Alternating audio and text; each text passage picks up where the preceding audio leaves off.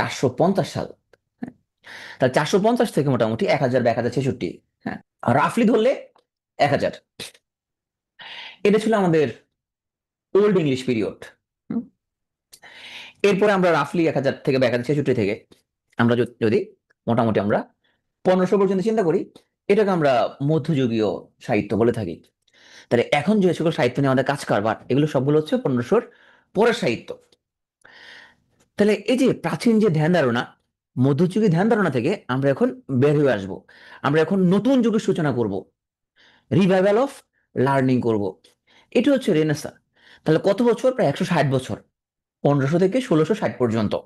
তো এখানে 15টা কি রেনেসা, এখানের মধ্যে প্রথম 58 বছর, তার মানে 1500 থেকে 1558 পর্যন্ত, এটাকে বলা হয় প্রিপারেশন অফ রেনেসা, রেনেসার জন্য প্রস্তুতি আমাদের। এরপরে রানী এলিজাবেথ আসছে ক্ষমতায়, এবং রানী এলিজাবেথ ক্ষমতা থাকা অবস্থায় যে ইংল্যান্ডে যে থিয়েটার ছিল, সেই থিয়েটারে এখন আমরা অনেকগুলো নাটক মঞ্চায়ন করব। তাহলে চলো আমরা শুরু করি রেনেসাঁ পিরিয়ড। এখানের মধ্যে আমরা শুরু হলে কিভাবে? তাহলে মধ্যযুগে মানুষের জীবনে যে জিনিসগুলো খুব ডমিনেন্ট ছিল, সেটা ছিল রিলিজিয়াস ফেইথ।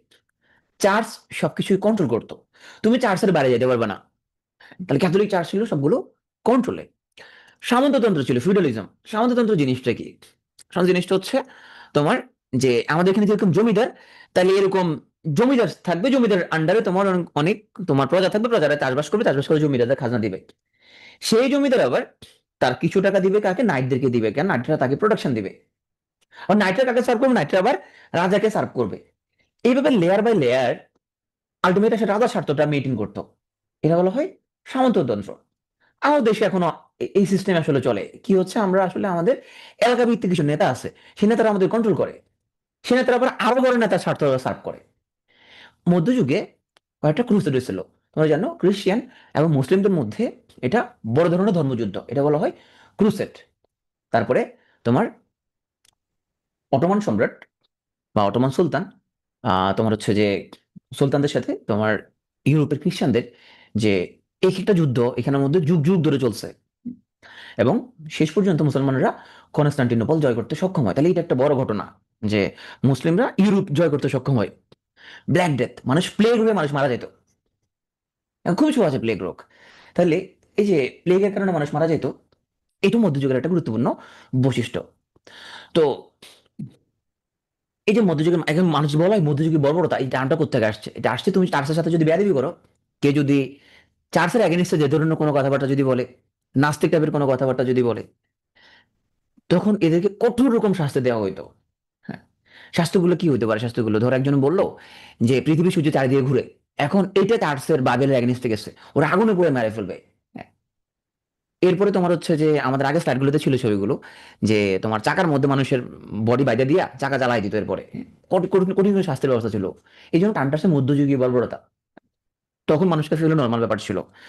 তো আমরা এই যে মধ্যযুগের এইসব জিনিসপত্র থেকে আমরা যদি বের হবো এখন, তাহলে বের হয়ে আমরা একটা নতুন জীবন আমরা শুরু করব।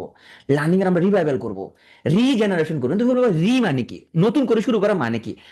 আসলে প্রাচীন যে গ্রিক লার্নিং, প্রাচীন যে গ্রিক সাহিত্য, সেগুলোকে আমরা নতুন করে আবিষ্কার করব। এই জন্য বলছি রিভাইভাল, রিজেনারেশন, রিবার্থ। এর নাম আমরা দিছি রেনেসা। বানানটা ঠিক এখানে খেয়াল করো, রি নাই সেন্স। তাহলে একটু মনে রাখবে কি হবে, রি নাই সেন্স, বানানটা খেয়াল করো, রেনেসা। রেনেসার এখানে মেজর ফিচার কি কি? মেজর ফিচার হচ্ছে মানুষের মধ্যে নলেজ এবং লার্নিং নিয়ে কিউরিসিটি, সৌন্দর্যের প্রতি মানুষের আকর্ষণ, মানবতার প্রতি, মানবিকতার প্রতি মানুষের ভালোবাসা, এবং অতীতের প্রতি স্মৃতির বন্ধন, নস্টালজিয়া। এগুলো হচ্ছে রেনেসার মেজর ফিচার। এ থেকে মানুষের তোমার যেহেতু উৎপাদনশীল একটা লাইফ ছিল, কৃষিকাজ করতো মানুষজন, তার মানুষের জীবনের মেন বিষয়বস্তু কি ছিল? সে লাঙল নিয়ে মাঠে যাবে, লাঙলে মাঠে যা হাল চাষ করবে, হাল চাষ করে ফসল উৎপাদন করবে। এরপর তোমার হচ্ছে যে বাসায় আসবে, বাসায় আসে সে ফ্যামিলি ফর্ম করবে, এটাই মানুষের লাইফ। এর বাইরে শিল্প সাহিত্য নিয়ে মানুষ, মধ্যযুগে মানুষের খুব একটা চিন্তা ভাবনা ছিল না। তাহলে এখন আমরা দেখলাম যে যে গতানুগতিক লাইফের বাইরেও মানুষের জীবনে নতুন চিন্তা ভাবনা শুরু হলো। এই তাহলে রেনেসাকে প্রথম 58 বছর হচ্ছে রেনেসার প্রিপারেশন। এরপরে আমাদের এলিজাবেথান এইস, 1558 থেকে 1603 পর্যন্ত রানী এলিজাবেথের আমলে তখন যে ড্রামাগুলো মঞ্চায়ন করা হইতো। এরপর ক্ষমতায় আসলো তোমার king James. King James Latin নাম হলো জ্যাকব। সে জ্যাকব থেকে আসছে জ্যাকোবিয়ান এজ। এখানে তোমার সালগুলো খুব মুখস্থ করতে হবে না, তুমি যখন জিনিসগুলো কয়েকবার পড়বা তখন এই জিনিসগুলো তোমার এমনি অটোমেটিক তোমার মুখস্থ হয়ে যাবে। তাহলে 1625 পর্যন্ত ছিল জ্যাকোবিয়ান। এরকম ক্ষমতা আসলে রাজা চার্লস। চার্লসের নাম অনুসারে ক্যারোলিন এজ। তো চার্লসের আমলে তখন ইংল্যান্ডের রাজতন্ত্রের বিরুদ্ধে মানুষজন রাস্তা নেমে যায়, শেষ পর্যন্ত কিং চার্লসের পতন হয় এবং ওকে বিহেডেড করা হয়, মানে ওর মাথা কাটে ফেলা হয়। তার ফলে 49 থেকে 1660 পর্যন্ত 11 বছর কোনো রাজা সিস্টেম ছিল না, এটা বলা হয় কমনওয়েলথ পিরিয়ড। এরপর দেখলো ওদের মধ্যে প্রচুর জ্ঞান তখন ওরা আবার রাজাকে ক্ষমতা নিয়ে আসছে। তার ফলে 1660 থেকে 1700 পর্যন্ত আমরা আবার রিস্টোরেশন পিরিয়ডে চলে যাবো। Sorry. তাহলে আমরা এখানের মধ্যে প্রত্যেকটা এজের মোস্ট প্রমিনেন্ট রাইটার যারা তাদেরকে একটু বলবো। তাহলে চলো, প্রথম হচ্ছে আমাদের প্রিপারেশনের মধ্যে এখানে খুব বেশি কিছু এখানের মধ্যে আমাদের এখানে নাই।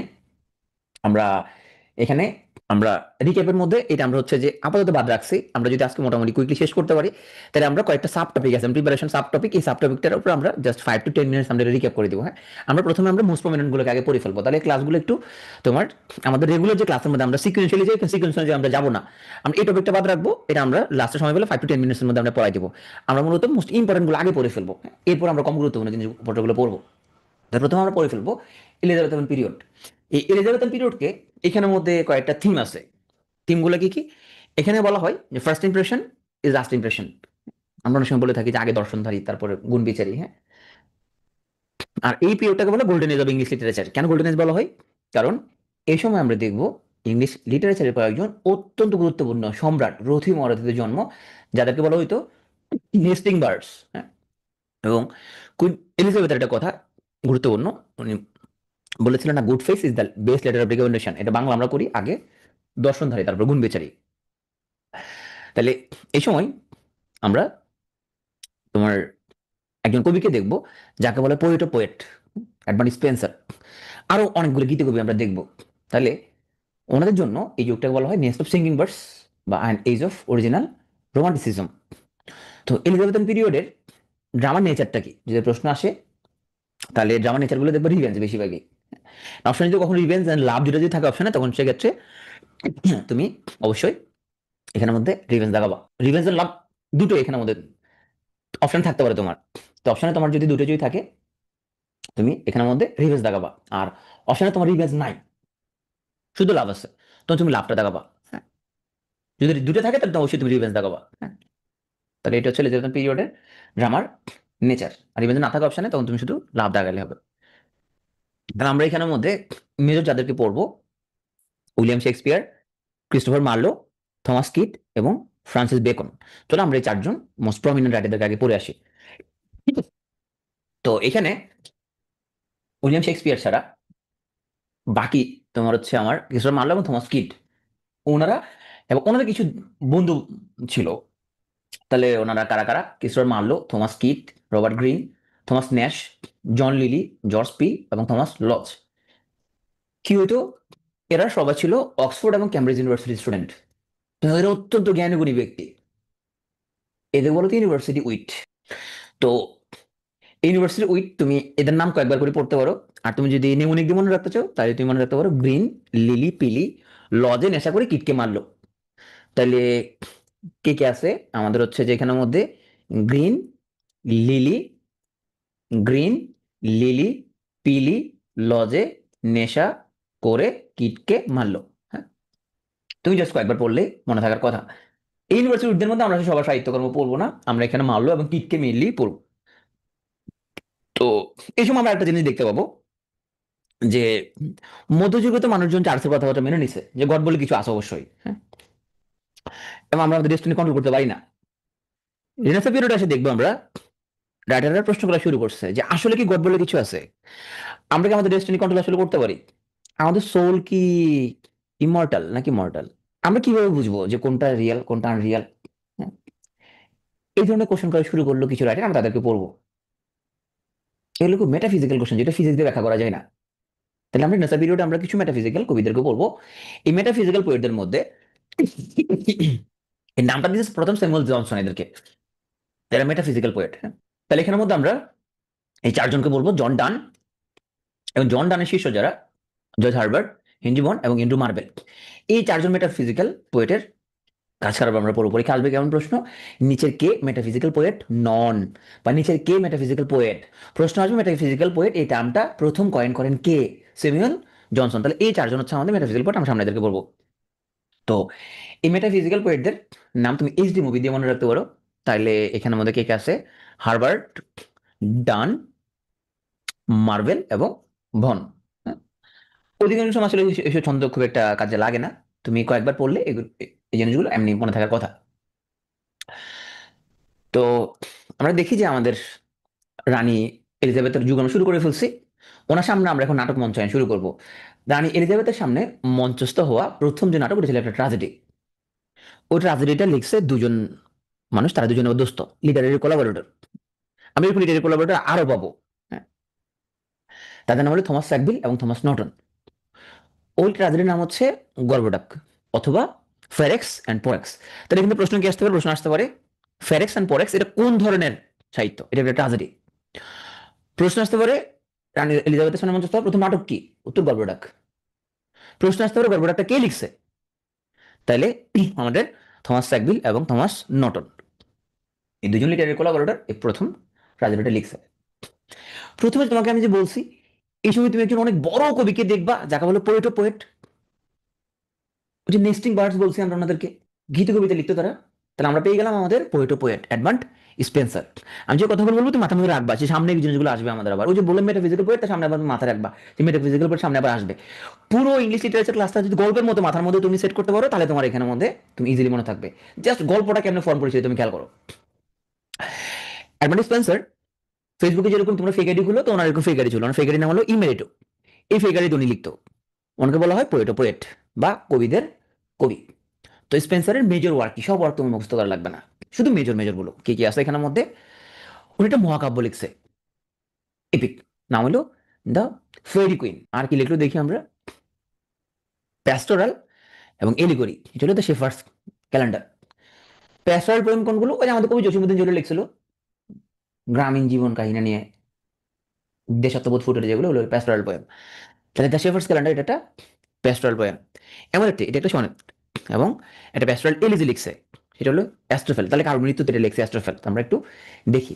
তাহলে দ্য শেফার্স ক্যালেন্ডার এটা লিখছে তার বন্ধু স্যার ফিলিপ সিডনিকে উৎসর্গ করে, আর অ্যাস্ট্রোফেল লিখছে ফিলিপ সিডনির মৃত্যুতে। তাহলে দুটো জিনিস পেয়ে গেলা, যেহেতু এটা এলিজি তার মানে এটা খুব মৃত্যু বা শোকগাথা।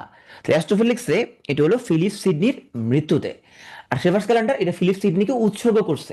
তাহলে তার বন্ধু দিয়ে দুটোই মনে রাখো তুমি, এটা উৎসর্গ করছে আর এটা ফিলিপ সিডনির মৃত্যুতে লিখছে, তাহলে হয়ে গেল দুইটা। আর ফেরি কুইন হলো এপিক, এমন এটা হচ্ছে সনেট। এটা হচ্ছে ফেরি কুইন, এটা একটা এলিগোরিক্যাল একটা পোয়েম। এলিগোরিক জিনিসটা কি, এটা হচ্ছে রূপক ধর্মী, রূপক আশ্রয়ী কোন একটা মহাকাব্য। আর যেহেতু এগুলো রিকেপ সেশন, আমরা এখানে আমাদের বিস্তারিত গল্পের মধ্যে আমরা যাব না।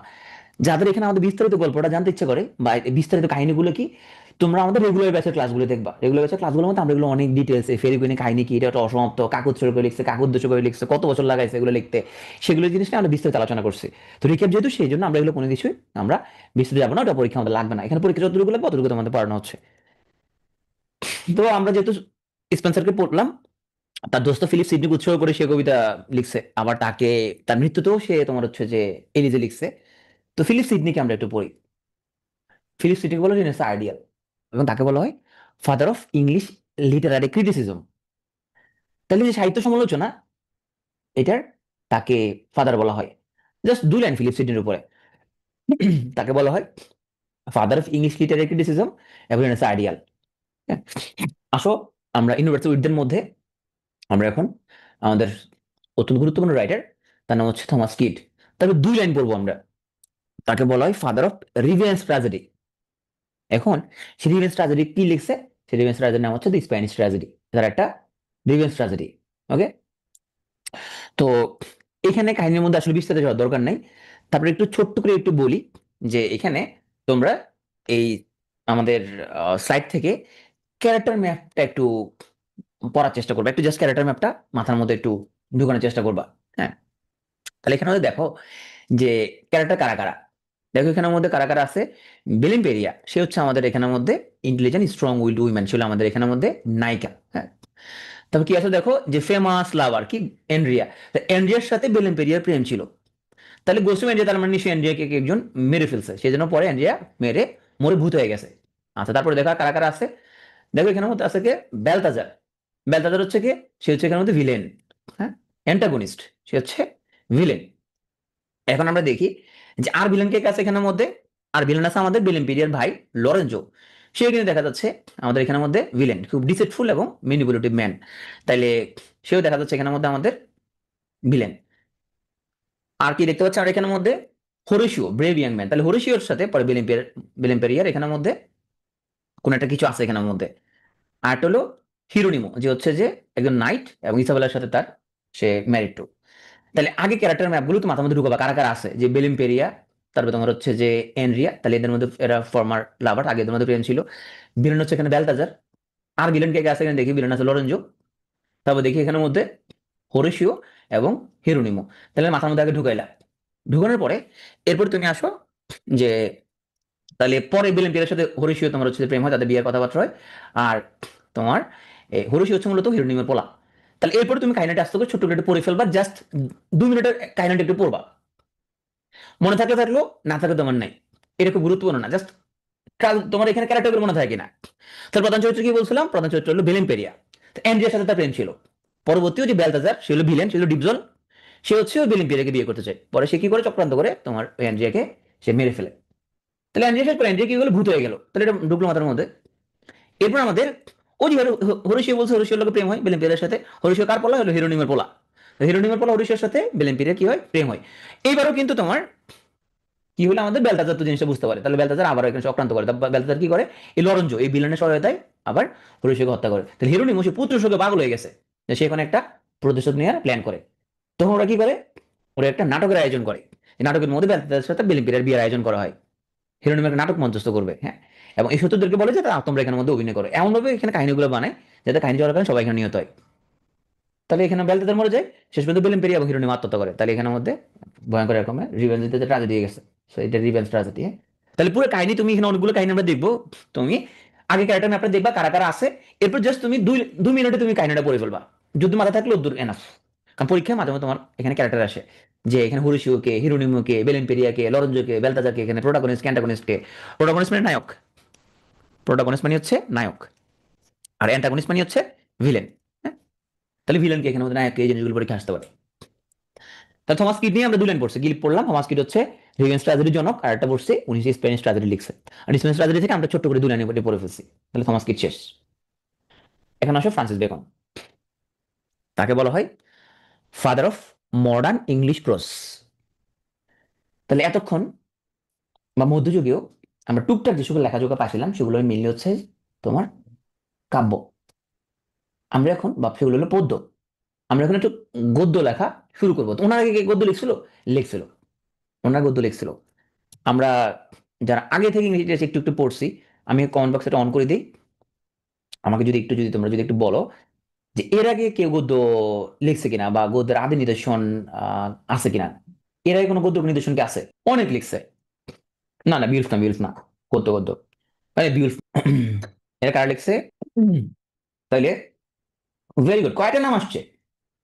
জন ওয়াইক্লিফ আসছে এবং কিং আলফ্রেড দ্য গ্রেট আসছে, তাই না? তাইলে কিং আলফ্রেড দ্য গ্রেট কি করছে, অ্যাংলো স্যাক্সন ক্রনিকল সে লিখছে, মানে হিস্ট্রিয়ান ছিল, হিস্ট্রির মতো করে অ্যাংলো স্যাক্সন ক্রনিকল সে লিপিবদ্ধ করছে। তাহলে তাকে বলা হয় যে তোমার হচ্ছে যে ইংরেজি গদ্যের ফাউন্ডার, তাই না? তাহলে পরীক্ষা যদি তোমার কিং আলফ্রেড দ্য গ্রেট থাকে, তাহলে কিং আলফ্রেড দ্য গ্রেট দেখাবা, যে ফাউন্ডার কে, ফাদার কে। যে আলফ্রেড দ্য গ্রেট না থাকে, জন ওয়াইক্লিফ থাকলো, তাহলে তুমি জন ওয়াইক্লিফ দেখাবা। হুম? তাহলে এগুলো ছিল আমাদের আগের ঘটনা। এখন যদি আসে যে মডার্ন ইংলিশ প্রোজ, তাহলে জন ওয়াইক্লিফ কি করছে, সে বাইবেল ট্রান্সলেট করছিল। আর কিং আলফ্রেড দ্য গ্রেট কি করছে, অ্যাংলো স্যাক্সন ক্রনিকল লিপিবদ্ধ করছে। এগুলো কোনোটাই মডার্ন প্রোজ না। তো মডার্ন প্রোজের ফাদার যদি আসে, তাহলে উত্তর হবে ফ্রান্সিস বেকন। সে কি লিখছে, সে প্রবন্ধ লিখছে, তাকে বলো দ্য এসেইস্ট। তো কি প্রবন্ধ লিখছে, সে নাম জানবো, তার আরো কিছু পদে জানি। তাহলে তারপর কি কি আসতে পারে? ফাদার অফ ইংলিশ এসে, first essayist in English literature, father of modern pros, আধুনিক গদ্যের জনক, ফাদার অফ এম্পিরিসিজম, প্রয়োগবাদের জনক, ফাদার অফ এক্সপেরিমেন্টাল সায়েন্স, পরীক্ষামূলক বিজ্ঞানের জনক। তাহলে আমরা এখন যে সায়েন্টিফিক ইন্টারনেটে বাস করি, আমরা এখন যে বিজ্ঞান প্রযুক্তি যুগে বাস করি, এখানে থিমটা কি? থিমটা হচ্ছে আমরা কোনো কিছু তোমার সঠিক নাকি ভুল সেটা আমরা এক্সপেরিমেন্টালি শো করতে হয়। তো এক্সপেরিমেন্টাল সায়েন্সের জনক হচ্ছে আমাদের ফ্রান্সিস বেকন। তাহলে ওনার নানাবার প্রশ্ন আসতে পারে যে ওনার নিচের ফাদার এক্সপেরিমেন্টাল সায়েন্স কাকে বলা হয়, কাকে তোমার ফাদার অফ এমপিরিসিজম বলা হয়, কাকে ফাদার মডার্ন প্রোজ বলা হয়, অনেকভাবে ওনার উপরে এরকম প্রশ্ন আসতে পারে। আসো, ওনার অ্যাসেগুলো নামগুলো মুখস্থ করতে হবে না। দেখো কি কি আছে ওনার অ্যাসে, সবগুলো নামের আগে অফ আছে, সবগুলো নামের আগে কি আছে? অফ আছে। সেগুলো ফ্রান্সিস বেকনের ওয়ার্কস। সেখানের মধ্যে তুমি এখানের মধ্যে স্পেশালি একটা মনে রাখবো, সেগুলো অফ স্টাডিজ। এটার উপরে আমরা কয়েকটা লাইন আমরা জানবো, সামনে আমরা কয়েকটা লাইন এটার উপরে আমরা জানবো। তো অফ স্টাডিজ, হ্যাঁ, of beauty, of friendship, of love, হ্যাঁ।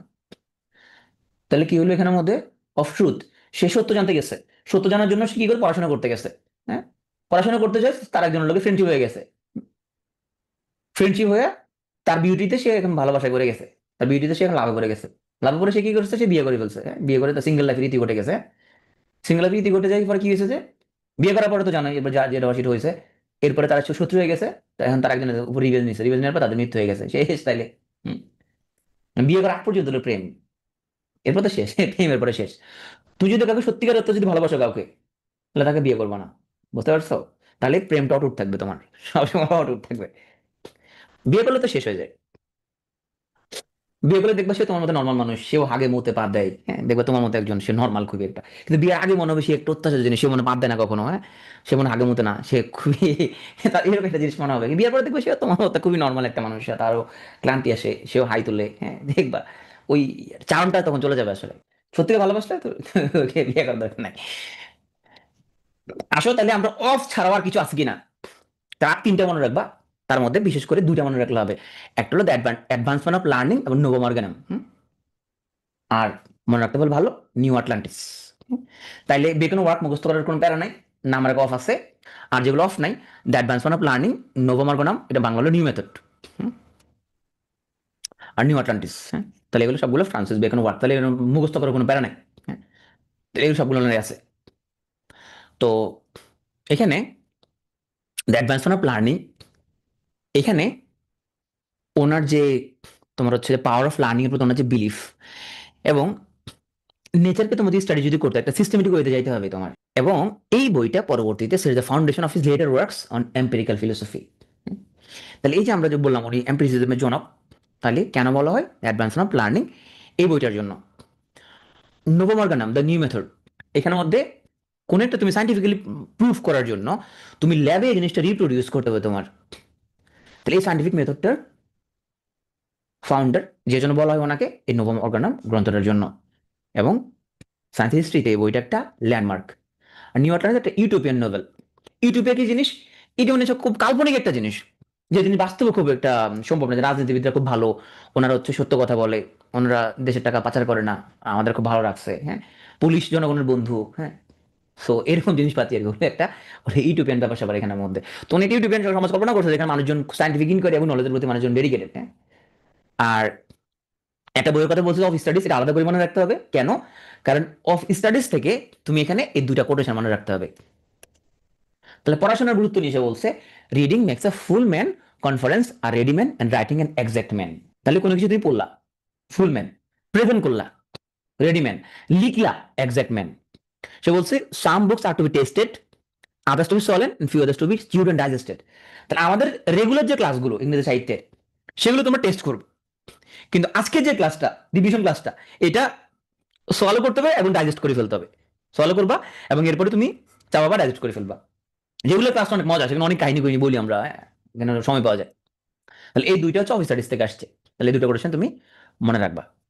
আর একটা মনে রাখতে পারো, সেটা হচ্ছে অপরচুনিটি মেক্স আ থিফ, হ্যাঁ, সুযোগের অভাবে সৎ, হ্যাঁ। আমরা বলি না, তো ওই সুযোগ পেলে সবাই মোটামুটি একটু চোরামি চেষ্টা করে, ট্রাই করে। আমার মানুষ মনে করতে পারে যে বাঙালি মনে একটু চোর, অন্যরা মনে হয় ভালো, তো ইউরোপিয়ানরা মনে ভালো, ওরা হলো চোরের আব্বা, ওরা হলো চোরের বস, ওরা আরো, বুঝতে পারছো না? এই পৃথিবীতে লুটপাট করার এগুলো জনক কে? আমরা কথা কথা বলি না বাঙালি খুব খারাপ, বাঙালি ওটা সেটা। ওরা হচ্ছে চোরের চোর, আমরা তো ভালো ছিলাম, এগুলো শিখেছে ওরা মূলত। এই যে ফ্রান্স আজকেও আফ্রিকা থেকে চুরি করে, আফ্রিকার গোল্ড যে খনি আছে, গোল্ড খনি চুরি করে কে? এই ফ্রান্স চুরি করে না এখনো। এই যে তোমার হচ্ছে ইব্রাহিম তাওরে, সে কি করছে, ফ্রান্সকে চলে যেতে বলছে, তোমরা চলে যাও, আমাদের তেল তেল তোমরা এখনো চুরি করতেছে ফ্রান্স, তোমার আফ্রিকা এখন খাই ফেলতেছে। ইউরোপিয়ানরা আসে, আমরা পুরো আমাদের পুরো সাবকন্টিনেন্ট, আমাদের এখানে সোনা দানা যা ছিল সব চুরি করে নিয়ে গেছে, আমার টাকা পয়সা সব চুরি করে নিয়ে গেছে, ওরা হলো চোরের আব্বা, ওরা এগুলা, ওরা যে ভালো এরকম না। তাহলে এখন ওদের ভালো কেন? ওদের এখানে আইনের শাসন আছে, চুরি করলে শাস্তি হবে। তুমি এখনো ধরো অস্ট্রেলিয়াতে যদি লোডশেডিং হয় 5 মিনিটের জন্য, চুরি করে সব দোকান লুট করে ফেললো, এখানে কিছু থাকবে না এখানের মধ্যে। 5 মিনিটের জন্য যদি লোডশেডিং হয়, তো লোডশেডিং হয় না যদিও, ধরো 5 বছর আগে লোডশেডিং হলো, চুরি করে সব দোকান তোমার ইয়ে করে ফেলবে, ওরা আরো বড় চোর। মূলত জিনিসটা হলো অপরচুনিটি নাই এখানে চুরি করার, আমাদের এখানে চুরি করার অপরচুনিটি আছে, চুরি করলে শাস্তি আনে, সেই জন্য আমাদের এখানে অনেকজন চুরি করে। তো ফ্রান্সিস বেকন, ওনার কোটেশন আমরা সবগুলো মুখস্থ করা লাগবে না, আমি শুধু ইম্পর্টেন্ট করে রাখছি এখানের মধ্যে। উনি বলছে revenge is a kind of world justice. এখন যারা লিডার টার্মসের ক্লাসটা করছো, আমরা ছোট্ট করে একটু এটা রেপ আপ করার ট্রাই করবো। একটু বলতে পারবা যে revenge is a kind of world justice, এটা কি সিমিলি নাকি মেটাফোর? এই সিমিলি নাকি মেটাফোর, আমরা একদম আজকে শেষে আমরা ছোট্ট করে একটু আমরা রিক্যাপ করে দিব লিটারি টার্মসটা, একটা মেটাফোর। তাহলে লাইক বা অ্যাজ যদি থাকে তাহলে সিমিলি, লাইক বা অ্যাজ না থাকলে মেটাফোর, যদি হয়তো revenge is like as world justice, তখন হয়তো এটা সিমিলি, আদারওয়াইজ মেটাফোর। তাহলে লাইক বা অ্যাজ থাকলে সিমিলি। তাহলে আমরা ফ্রান্সিস বেকনের উপর পড়ে ফেললাম, অল্প একটু পড়ছে। এখন আসো আমরা দুই বসকে বলবো। তাহলে প্রথম বস ক্রিস্টোফার মার্লো, এরপর আমাদের the ultimate boss, the ultimate সম্রাট লিওনেল মেসি, উনি হচ্ছে আমাদের তোমার উইলিয়াম শেক্সপিয়ার। তাহলে আসো আমরা ক্রিস্টোফার মার্লোকে আমরা একটু তোমার পড়ে ফেলি। তাহলে ওনাকে বলা হয় শেক্সপিয়ারের প্রিডেসেসর, শেক্সপিয়ারের বড় ভাই। তাহলে সে হচ্ছে আমাদের শেক্সপিয়ারের বড় ভাই, যদিও দুজন একই সালে জন্মগ্রহণ করছে, কিন্তু উনি শেক্সপিয়ারের আগে লেখাজোখা শুরু করছে। এবং শেক্সপিয়ার যখন নাটকগুলো লেখা শুরু করে তখন সমালোচনা আসতেছিল, তখন হচ্ছে যে সেগুলাকে উনি সাপোর্ট করে উনি আরো তোমার লেখাজোখা লিখছে শেক্সপিয়ারের সাপোর্টে। যে ওনারা বলছে শেক্সপিয়ার তো কোনো নিয়ম কারণ মানতেছে না, সে তোমার হচ্ছে unity of time, unity of place, এগুলো কোনো কিছু মেনটেন করতেছে না, সে গ্রামার মানতেছে না, সে গ্রামার বাইরে যা লিখতেছে, তো কিছু মানলো তাকে সাপোর্ট দিচ্ছে। তাহলে সে শেক্সপিয়ারের বড় ভাই, পূর্ববর্তী লেখক, প্রিডেসেসর। তাই বলে ফাদার অফ ইংলিশ ট্র্যাজেডি, উনি প্রথম নাটকে ব্ল্যাঙ্ক ভার্স বা অমিত্রাক্ষর ছন্দ প্রবর্তন করছে। তাইলে উনি মাত্র 23 বছর বয়সে ওনার প্রথম নাটক টেম্বারলেন দ্য গ্রেট, আমরা এটা পড়বো, এটা রচনা করছে। খুব বেশি দিন বাঁচে না, 29 বছর বয়সে উনি মারা যায়। তাহলে ওনাকে বলা হয় ইংলিশ থিয়েটারের প্রথম সুপারস্টার। তাহলে চলো আমরা ক্রিস্টোফার মার্লোকে নিয়ে একটু পড়ি। তাহলে প্রথম আসো তার টাইটেলগুলো কি কি। টাইটেলগুলো দেখো, তার আগে কয়েকজন নাটক লিখছে, কিন্তু তাকে বলে true founder of English drama, তার থিয়েট্রিক্যাল টেকনিক এবং ক্যারেক্টার ডেভেলপমেন্টের জন্য। তাহলে নাম্বার 1। নাম্বার 2, শেক্সপিয়ারের বড় ভাই। শেক্সপিয়ার তার এখান থেকে অনেক ইনফ্লুয়েন্স হয়েছে, আমরা সেটা দেখবো যে শেক্সপিয়ার তার এখান থেকে কেমন ইনফ্লুয়েন্স হয়েছে, তার নাটকের সাথে কোনো মিল আছে কিনা। নাম্বার 3, সে হলো ব্ল্যাঙ্ক ভার্স ইন্ট্রোডিউস করছে, এর আগেও কেউ কেউ করছে কিন্তু উনি সফলভাবে করছে, এবং তাকে বলা হয় ফাদার অফ ইংলিশ ট্র্যাজেডি। এখন তুমি বলবা যে ভাই এর আগে তো আমরা একটা ট্র্যাজেডি পড়ছি, হ্যাঁ, তো ট্র্যাজেডি পড়লো ওনাকে কেন ফাদার বলা হয়? কারণ উনি হলো প্রমিনেন্ট, সেই জন্য।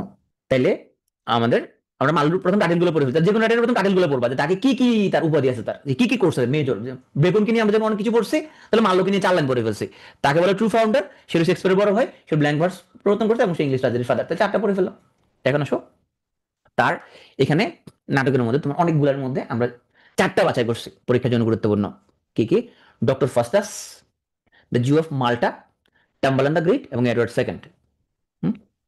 এই 4টা আমরা চুজ করলাম। তাহলে Doctor Faustus, the Jew of Malta, Tamburlaine the Great এবং এডওয়ার্ড সেকেন্ড। এই যে জিউ অফ মাল্টার যে কাহিনী, এই জিউ অফ মাল্টা এখানে যেরকম তোমার হচ্ছে একজন ইহুদিরা তখন মধ্যযুগে, এই যে পৃথিবীতে ব্যাংকিং সিস্টেম যেটা, এটা ইহুদিরা চালু করছে।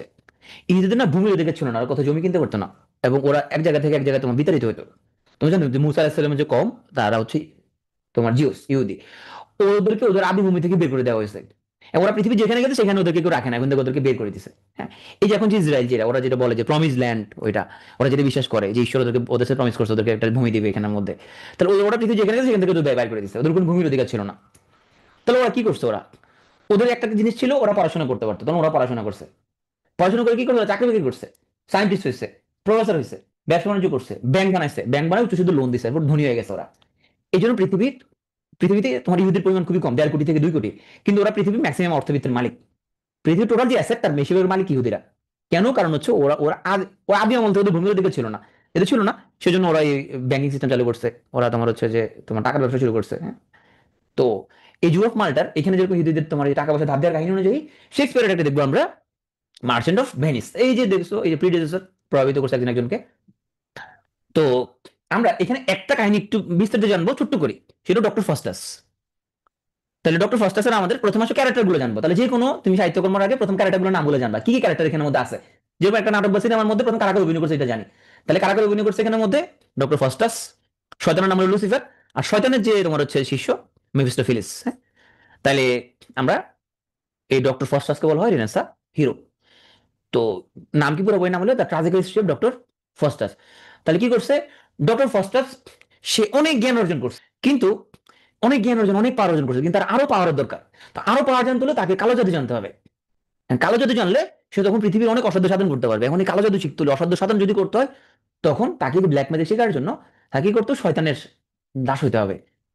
তো কি হলো তোমার, সে তার তাকে বিদ্যা নিয়ে সে সন্তুষ্ট না, তাহলে ব্ল্যাক ম্যাজিক বা জাদু চর্চা সে সিদ্ধান্ত নেই।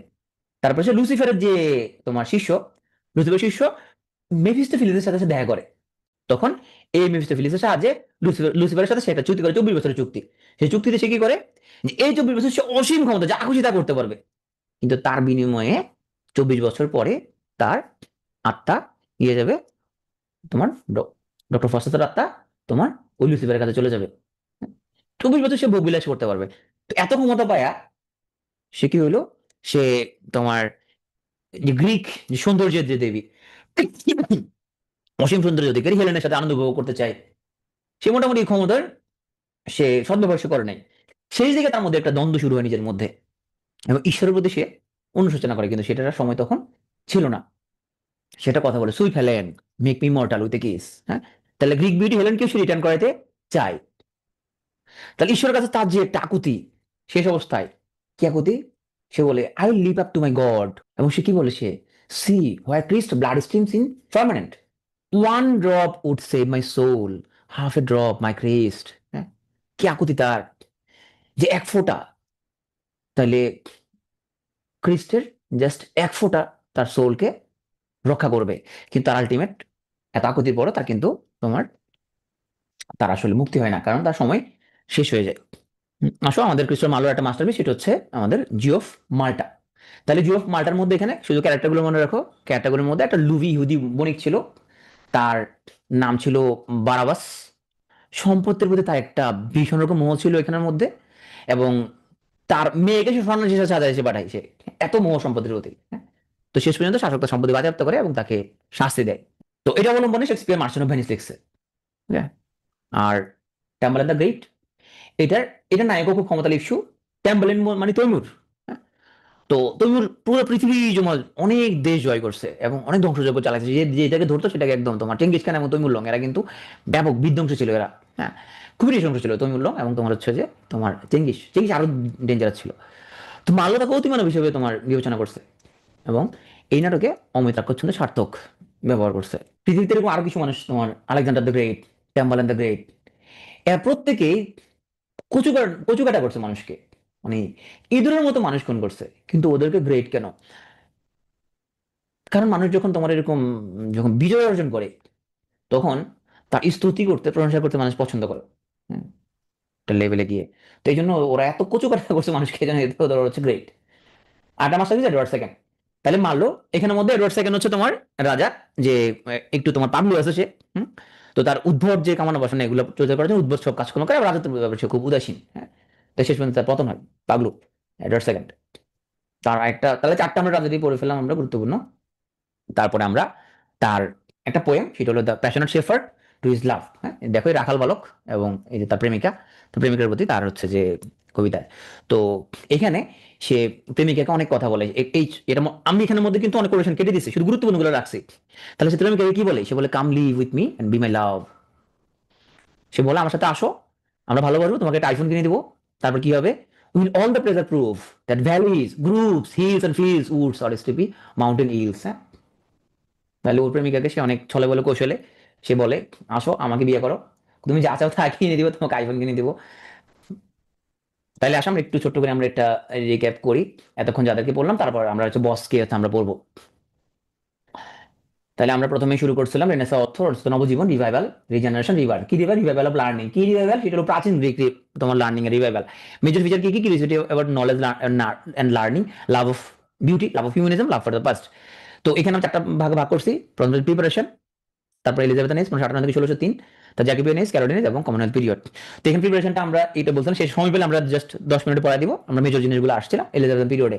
এটাকে বলে golden age of English literature, এবং এটা বলে নেস্ট অফ সিঙ্কিং বার্ডস। কেন? যে আমরা এখানে এডভান্স স্পেন্সারের মতো অনেক বড় বড় কবিতা জন্ম ছিল এখানের মধ্যে। নেচার অফ ব্রাহ্মণী, Elizabeth period, revenge and love. হ্যাঁ, অপশনে দুটো থাকলে তুমি কি দিবা? অপশন দিবে তুমি রিভেঞ্জ, আর যদি রিভেঞ্জ না থাকে তাহলে তুমি লাভ দিবা। মেজর অথর আমরা শেক্সপিয়ার, মার্লো, থমাস কুইল এবং ফ্রান্সিস বেকন। তারপরে এখানের মধ্যে আমাদের ইউনিভার্সিটি ছিল, আমাদের নামগুলো একটু এখানের মধ্যে দেখবো। তারপর এখানের মধ্যে আমাদের চারজন মেটাফিজিক্যাল পোয়েট, এদেরকে আমরা পড়বো আলাদা করে: জন ডান, জর্জ হার্বার্ট, হেনরি বোন এবং অ্যান্ড্রু মার্ভেল। এখানে মেইনলি আমরা জন ডান এবং মার্ভেলের কথাই বলবো। তারপরে আমরা প্রথম ট্র্যাজেডি পড়ে ফেলছি থমাস স্যাকভিল এবং থমাস নর্টনের, ওনার লিটারি কোলাবোরেটর, ফার্স্ট ট্র্যাজেডি এলিজাবেথের সামনে মঞ্চস্থ হওয়া। এডভার্ড স্পেন্সার অনেক বড় কবি, পোয়েট, তার ফেগাটি ছিল ইমেরিটো। তার এখানে মেজর ক্রমে 4টা পড়ছি। তার দোস্ত ফিলিপ সিডনির উৎসর্গ করে শেফার্স ক্যালেন্ডার, মৃত্যুতে অ্যাস্ট্রোফেল, একটা সনেট এমনতি এবং এপিক হলো ফেরি কুইন। ফেরি কুইনটা এলিগোরিক্যাল এপিক। তারপরে হচ্ছে আমরা থমাস কিডকে বলছি, সে হলো ফাদার অফ রিভেন্স ট্র্যাজেডি। তো কি রিভেন্স ট্র্যাজেডি লিখছি? Spanish tragedy. এখানের মধ্যে ক্যারেক্টারগুলোর নাম একটু মনে রাখছি আমরা। এখানে বেলেম পিরিয়ড হলো আমাদের নায়িকা। প্রথমে আমাদের হচ্ছে যে এখানের মধ্যে বেলেম পিরিয়ডের সাথে প্রেম ছিল অ্যান্ড্রিয়ার সাথে। তারপর হচ্ছে আমাদের নায়ক হলো হোরেশিও, হোরেশিওর আব্বার নাম হলো হিরোনিমো। আর দুই ভিলেন, বেলতাজার এবং লরেঞ্জো, এগুলো ভিলেন। শেষ পর্যন্ত সবাই মরে যায় এখানের মধ্যে। Francis Bacon the assist. তুমি যদি নিজের রাইটিং স্কিল বাড়াতে চাও, দেখো অনেকে বলে প্রচুর আউট বই পড়ে, কিন্তু ওর নলেজ বাড়তে, যদি নলেজ বাড়তে চাও আউট বই পড়া, তাহলে প্রবন্ধের বই পড়বা। বুঝতে পারছো? গল্প উপন্যাস পড়ে তোমার খুব নলেজ বাড়বে না, পড়তে হবে প্রবন্ধ, তাহলে তোমার নলেজ বাড়বে। তো যাই হোক, আমাদের অত্যন্ত জ্ঞানী ভাই ফ্রান্সিস বেকন ভাই। বেকন ভাই হচ্ছে, সে হচ্ছে তোমার father of English essay, first essayist, modern prose, empiricism, experimental science. হ্যাঁ, তারপর তোমার হচ্ছে যে তার মেজর ওয়ার্কগুলোর, অ্যাসোগুলোর সব নাম আগে সবগুলো অফ আছে। আর তিনটে আছে: দ্য অ্যাডভান্স অফ লার্নিং, নোভোমার্গানাম এবং নিউ আটলান্টিস। তারপর অ্যাডভান্স অফ লার্নিং এটা বলা হয়, এটা হচ্ছে তোমার এম্পিরিক্যাল ফিলোসফি ফাউন্ডেশন সেট করছে। নোভোমার্গানাম সাইন্টিফিক মেথডের ফাউন্ডেশন। নিউ আটলান্টিস এটা ইউটোপিয়ান নোবেল। ফেমাস কোটেশন হচ্ছে reading makes a full man, conference ready man, some books are to be tasted, others to be swallowed, এবং opportunity makes a thief, সুযোগের অভাবে সৎ। Revenge is a kind of wild justice, এটা ওনার একটা coat. এটা ছিল একটা মেটাফোর। এরপর আসলে আমাদের বস ক্রিস্টোফার মার্লো, তাকে বলে ফাদার অফ ইংলিশ ট্র্যাজেডি। তারপরে true founder of English drama, শেক্সপিয়ারের বড় ভাই, এবং ইন্ট্রোডিউস ব্ল্যাঙ্ক ভার্স। আমরা মাত্র 4টা নাটক পড়ছি: doctor Faustus, Jew of Malta, Tamburlaine the Great, Edward second. Doctor ফস্টাসের মধ্যে মেইন ক্যারেক্টার হচ্ছে আমাদের এখানে ডক্টর ফস্টাস। শয়তানের নাম হচ্ছে লুসিফার, আর শয়তানের শিষ্য হচ্ছে মেফিস্টোফিলিস। জিও অফ মাল্টা, এখানের মধ্যে জিওর নাম হলো বারাবাস, এবং তার মেয়েকে সন্ন্যাসী বানায় ও শেষ পর্যন্ত সম্পত্তি বাজেয়াপ্ত হয়। টেম্পল দ্য গ্রেট তমিলঙ্গকে নিয়ে, তমিলঙ্গি সে রিপ্রেজেন্ট করে। এডওয়ার্ড সেকেন্ড, সে রাজা পাগলু, সে হচ্ছে উদ্ভট কর্মকাণ্ড করে, তার কাহিনী নিয়ে। তাহলে মালোর 4টা আমরা পড়ে ফেললাম। তাহলে চলো আমরা এখন আমাদের দ্য আলটিমেট বস, হ্যাঁ, the greatest superstar of the world, পৃথিবীর সর্বশ্রেষ্ঠ তারকা তাকে বলা হয়, এবং সম্রাটদের সম্রাট বলা হয় তাকে, মুকুটবিহীন সম্রাট। তার নাম হচ্ছে উইলিয়াম শেক্সপিয়ার। শেক্সপিয়ার নিয়ে সবই পড়ে ফেলতে হবে, তার উপরে তোমার 2টা কোশ্চেন পাবা। তাহলে ওনার উপরে একদম সবই, ওনার ওনার জন্ম, ওনার মৃত্যু, সবই। ওনার বোন নাম কি, ওনার বাপের নাম কি, বাপের নাম মানাও লাগবে না। ওনার হচ্ছে যে তোমার যত রকম নাটক সবগুলো পড়ে ফেলতে হবে ওনার উপরে, কিছু আর দেখা যাবে না। তাহলে আছে উইলিয়াম শেক্সপিয়ার। ওনার প্রথম ওনার নামটা ভালো করে পড়তে হবে, ওর নাম কিন্তু শেক্সপিয়ার না, হ্যাঁ, অনেকে শেক্সপিয়ার বলে, ওর নাম হচ্ছে উইলিয়াম শেক্সপিয়ার। তো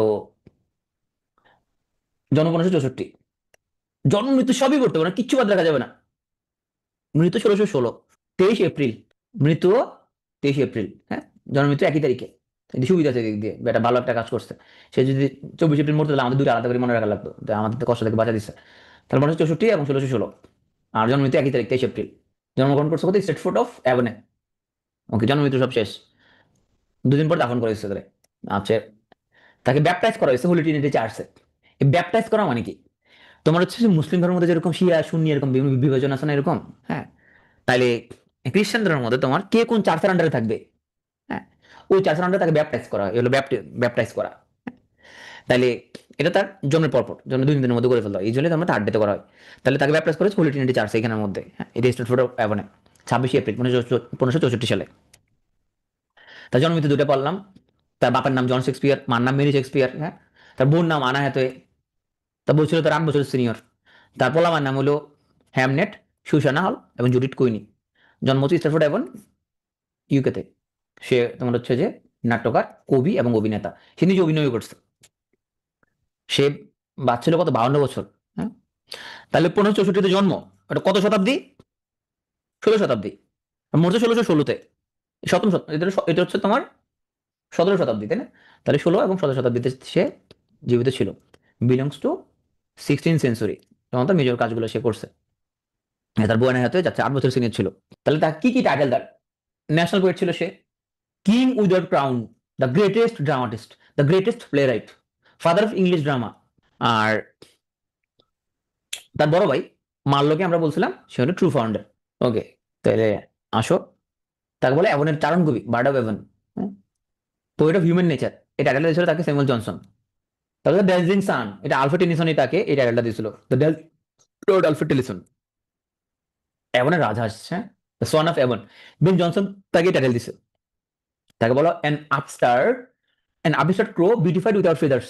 রবার্ট গ্রিন তাকে এই টাইটেল দিছে। তাহলে তার সাহিত্য জীবন মূলত 1590 থেকে 1616, এই 26 বছর ধরে বিস্তৃত।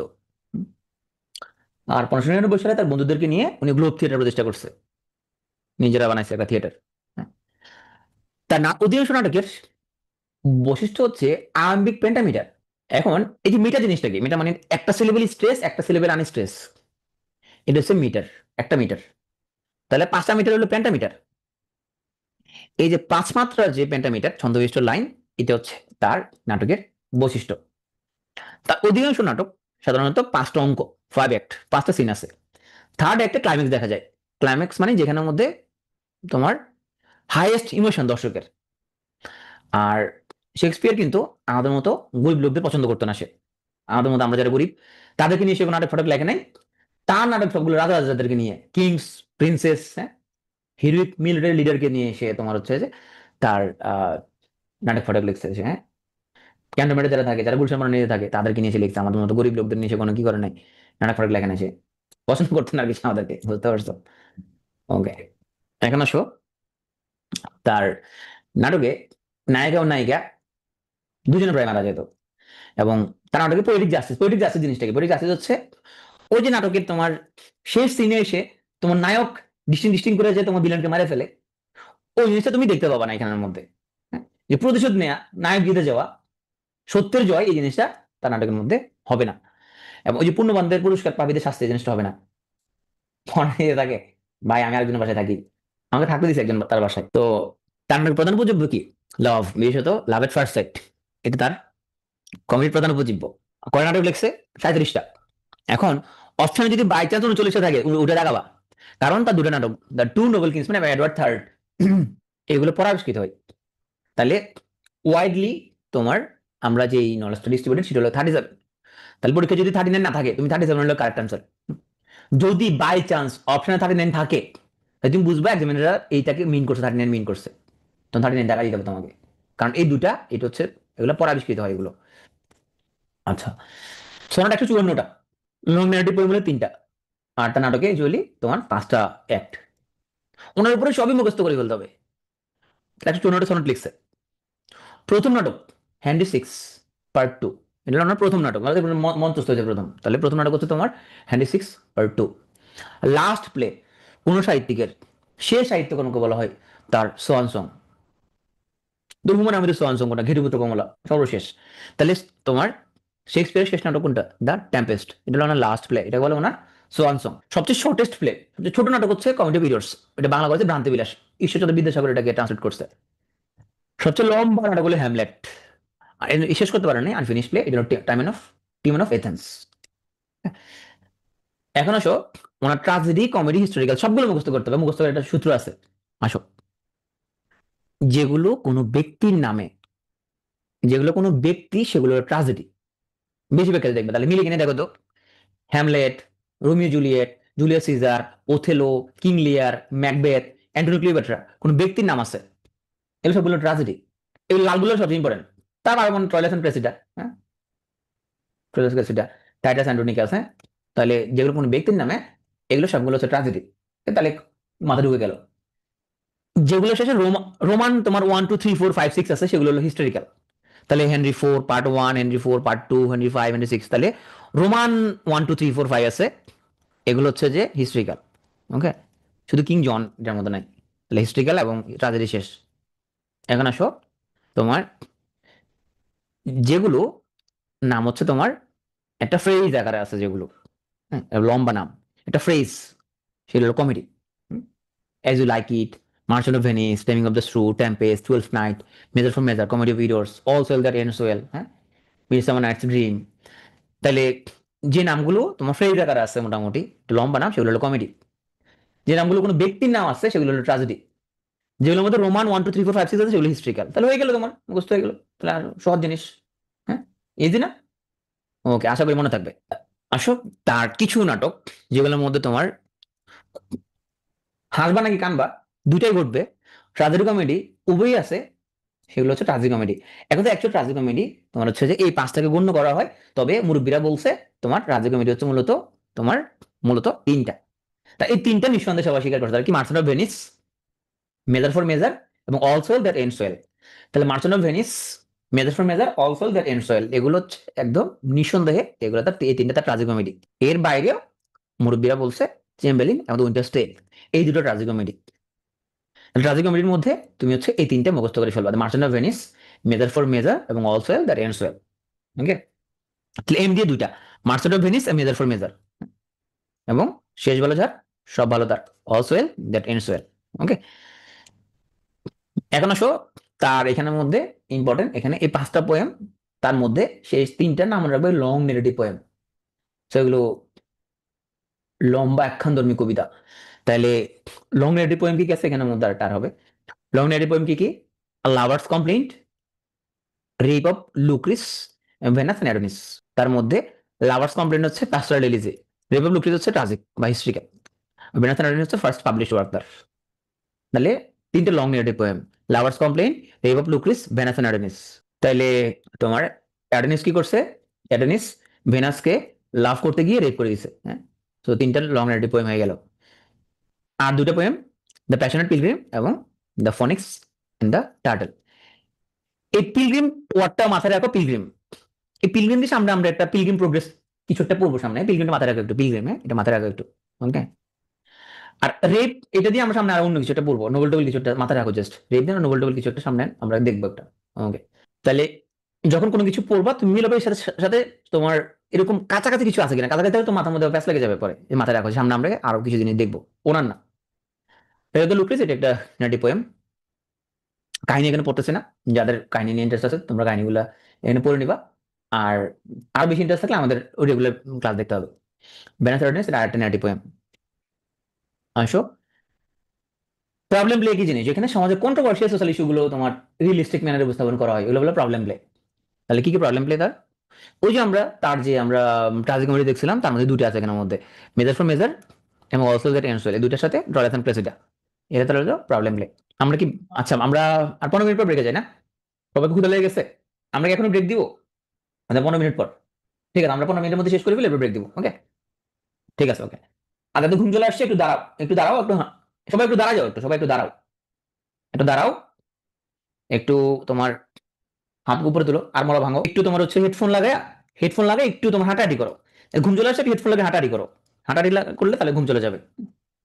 এখন আসো, এই একটু মনোযোগটা বাড়াইতে হবে, হ্যাঁ। সবাই একটু আর মোড়া ভাঙো, যাতে ঘুম চলে আসছে, হাঁটাহাঁটি করো। এখন আসো, আমরা একটু গভীর মনোযোগ বাড়াও। শেক্সপিয়ার বসকে পড়তেছি আমরা, হ্যাঁ? বস তো বসকে মনোযোগ দিয়ে পড়তে হবে। আসো, হ্যামলেট। বছরে 2 নম্বর তুমি কমন পাবে পরীক্ষায়। হ্যামলেট অর্থ হচ্ছে স্মল ভিলেজ, যেটা আসলে কোনো যে যাদের কোনো চার্জ নাই। তো এখানে হ্যামলেট, আমরা আগে এই নাটকের ক্যারেক্টারগুলো দেখি। প্রথমে ক্যারেক্টারগুলো মাথার মধ্যে ঢুকাও। তাহলে আসো, রাজা হ্যামলেট ছিল, কিং হ্যামলেট, সে ডেনমার্কের রাজা ছিল। এই হ্যামলেটের পোলা প্রিন্স হ্যামলেট, সে হলো এখানে নায়ক। তাহলে কিং হ্যামলেটের পোলা প্রিন্স হ্যামলেট ছিল নায়ক। তো হ্যামলেটের যেহেতু পড়ছে ওর প্রেমিকা, ওর প্রেমিক হলো ওফেলিয়া, ওফেলিয়া হলো ওর প্রেমিকা, তাহলে হ্যামলেটের প্রেমিক হলো ওফেলিয়া। ওকে, এখানে ভিলেন কারা কারা আছে দেখি একটু। তাইলে ভিলেন হচ্ছে এখানে হ্যামলেটের কাকু, ক্লডিয়াস। আর ক্লডিয়াস হ্যামলেটের মাকে বিয়ে করে, গাট্রুড। তাহলে হ্যামলেটের মা এবং হ্যামলেটের কাকু দুজন হলো এখানে ভিলেন। ওকে, তাহলে গাট্রুড এবং ক্লডিয়াস ওরা আবার পরে বিয়ে করে, এরা ভিলেন এরা। তাহলে হ্যামলেটের প্রেমিকা ওফেলিয়া, তাহলে চারজন শেষ। এখন হচ্ছে হ্যামলেটের ওর নায়কের বন্ধু লাগবে না? আসো, তোমার আমরা হচ্ছে যে নায়িকা, আমরা বন্ধু বন্ধুকে একটু দেখি। তাহলে আমাদের এই হ্যামলেট ভাইয়ের বন্ধু হলো হোরেশিও, লয়াল ফ্রেন্ড এবং তার দোস্ত হোরেশিও। নায়িকার ভাইয়ের সাথে সবসময় একটু নায়িকার সাথে একটু কি গ্যাঞ্জাম থাকে, তাই না? ওফিলিয়ার ভাই নাম হলো লেয়ার্টেস, এন খুব মেজর ক্যারেক্টার না, পলোনিয়াস হলো তোমার সেগুলো আমাদের মেজর ক্যারেক্টার না। ওকে ওকে, তাহলে ওফিলিয়া বাপ ভাই খুব মেজর ক্যারেক্টার নাম, মেজর ক্যারেক্টারগুলোর নাম জানলে হবে তোমার। তাহলে প্রিন্স হ্যামলেট, প্রেমিকা ওফিলিয়া, তার আব্বার নাম হলো কিং হ্যামলেট, কাকুর নাম ক্লডিয়াস, তার কাকু তার বাপকে ষড়যন্ত্র করে মারি ফেলছে, তার মার নাম হলো গাট্রুড। হ্যাঁ, আর নায়িকার বাপ নায়িকার ভাই খুব মেজর কিছু না। তাহলে আগে ক্যারেক্টারগুলো মাথার মধ্যে ঢুকাইলা, ঢুকানোর পরে জাস্ট 2 মিনিটে 2 মিনিটে করে ফেলবা যে ডেনমার্কের প্রিন্সের নাম হলো হ্যামলেট, নায়িকা হলো ওফিলিয়া। এখানের মধ্যে তোমার হ্যামলেট যখন বাইরে পড়তে গেছিল তখন তার পিতার যে ঘোস্ট তাকে জানায় যে তার কাকু ক্লডিয়াস তাকে হত্যা করছে। হ্যাঁ, এবং তার বাপের মৃত্যুর জন্য ক্লডিয়াস দায়ী। এখন হ্যামলেট এটা প্রমাণ করতে পারবে না, এতে কোনো প্রুফ নাই এটা। হ্যাঁ, তো ওই হ্যামলেটের বাপের যে প্রেতাত্মা, তার যে গোস্ট হ্যামলেটকে বলে তো তুমি এখানের মধ্যে প্রতিশোধ নাও। তো হ্যামলেটের বন্ধু, হ্যামলেট যখন তার দোস্তকে বললো, দোস্ত বিশ্বাস করে না, তো দোস্ত হরেশিও তাকে জানায় যে দুর্গের এক প্রান্তে ওই ভূতকে দেখা গেছে। হ্যাঁ, হ্যামলেট চিন্তা করবে তাকে প্রতিশোধ নিতে হবে, এবং তার চাচাকে আসলে হত্যা করা উচিত হবে কি হবে না, কারণ সে তো নিশ্চিত না জিনিসটা, ভূতের কথা কেমন এটা করবে, নিশ্চিত না সেটা, সে দ্বিধায় করে, সে সংকটাপন্ন একটা মুহূর্তে আবির্ভূত হয়। তার চাচাকে মারবে কি মারবে না সে, কারণ ওর কাছে কোনো প্রুফ নাই যে তার চাচাই মারছে। এই যে তার দ্বিধাগ্রস্ত অবস্থা, তখন সে কি বললে, to be or not to be, that is the question. হ্যাঁ, ওর মধ্যে একটা দার্শনিক কিন্তু আবির্ভাব হয়। হ্যাঁ, হরিষে তো বিশ্বাস করে না যে ভূত টুত, তখন সে একটা কথা বলে, there are more things in heaven and earth Horatio, ও তুমি বিশ্বাস না করলে ভূত কিন্তু আছে। এবং ওর মায়ের প্রতি ওর খুব রাগ ছিল যে ওর মা কেন ওর কাকুকে কেন বিয়ে করলো। হ্যাঁ, কিন্তু মার উপর সে রাগ ঝাড়তে পারতেছে না, সে মার উপর সে প্রতিশোধ দিতে পারতেছে না। তখন সাথে একটা কথা বলে, ফেইলটি ডাইনিম ইজ উইমেন, নারীর অপর নাম হলো অবলা বা দুর্বলতা, তার মার প্রতি সে দুর্বল, তো মার প্রতি প্রতিশোধ সে খুবই রাগ মার উপর, কিন্তু প্রতিশোধ নিতে পারতেছে না। এই জন্য সে বলে ফেইলটি ডাইনিম ইজ উইমেন। তো হ্যামলেট সে তোমার হচ্ছে পাগল অভিনয়ের মাধ্যমে তার কাকুকে সে পর্যবেক্ষণ করে, একসময় সে নিশ্চিত হয়ে যায় তার কাকু তার বাপকে মারছে। তো সে একটা কাম করে, সেটা নাটক মঞ্চানের আয়োজন করে, দ্য মার্ডার অফ গঞ্জাগো নামে নাটকের আয়োজন করে। তো ওইখানে তার বাপকে যেমনি মারা হয়েছিল ঠিক ওইভাবে একটা নাটকের প্লটটা সাজায়। তার উদ্দেশ্য থাকে যে তার বাপকে যেরকম কানে বিষ ঢেলে মারা হয়েছিল, এরকম যদি ওই নাটকের মধ্যে একজন রাজাকে মারা হয়, তখন ক্লডিয়াসের মনের মধ্যে কেমন প্রতিক্রিয়া দেখা যায়, তার চেহারার মধ্যে কোনো রকমের ডিস্ট্রেস ফুটে ওঠে কিনা। তখন সত্যি সত্যি যখন ওইটা যখন দেখে নাটকের মধ্যে এক রাজাকে যখন কানে বিজলে মারে ফেলে, ক্লডিয়াস তখন ওর মানে উদ্ভ্রান্তের মতো হয়ে যাচ্ছে চেহারা। সে মনে মনে একটা মানে ইয়ে তোমার, সে তো খুন করছে জানে সে, সে বুঝতে পারে হ্যামলেট মনে বুঝে গেছে। ও চেহারা দেখে হ্যামলেট বুঝতে পারে যে তার কাকুই আসলে তার বাপকে মারি ফেলছে। হ্যামলেট তখন প্রতিশোধ নেওয়ার চূড়ান্ত সিদ্ধান্ত সে নেয়। হ্যাঁ, তো হ্যামলেট একটা কথা বলে, there is a divinity that shapes our aims, ভাগ্য সকলকে চূড়ান্ত পরিণতির দিকে ঠেলে দেয়। ক্লাস শুরুতে তোমাদের এই কথাটা বলছিলাম। হ্যাঁ, তো সবশেষে তোমার এখানে করুণ পরিণতি হবে, ওফেলিয়া পানিতে ডুবে মারা যায়। হ্যামলেটের মা গাট্রুড সে বিষ পান করে নিজে আত্মহত্যা করে, ক্লোডিয়াসকে তো হ্যামলেট মারে ফেলে। এবং ওফেলিয়ার যে ভাই লেয়াটেস, নায়িকার ভাইয়ের সাথে নায়িকার একটু তোমার সম্পর্ক খারাপ থাকে, সো হ্যামলেট নিজে আবার লেয়াটেসের হাতে তোমার মারা যায়। তো এই করুণ কাহিনী নিয়ে হচ্ছে আমাদের হ্যামলেট। তো এখানে এই যে এদের করুণ কাহিনীটা পৃথিবীর সামনে তুলে ধরার জন্য একজন বেঁচে থাকে, সেটা হচ্ছে আমাদের হ্যামলেটের বন্ধু হরেশিও। নোটেবল ক্যারেক্টার কারা কারা, আমাদের রাজা হ্যামলেট, সে হলো ডেনমার্কের রাজা। তার পোলা হচ্ছে প্রিন্স হ্যামলেট এই নাটকের, সে হলো নায়ক। নায়িকার নাম হচ্ছে ওফিলিয়া। আর ক্লডিয়াস হচ্ছে হ্যামলেটের কাকু এবং সেখানে ভিলেন। গাট্রুড হ্যামলেটের মা। আর হোরেশিও সে হচ্ছে হ্যামলেটের বন্ধু।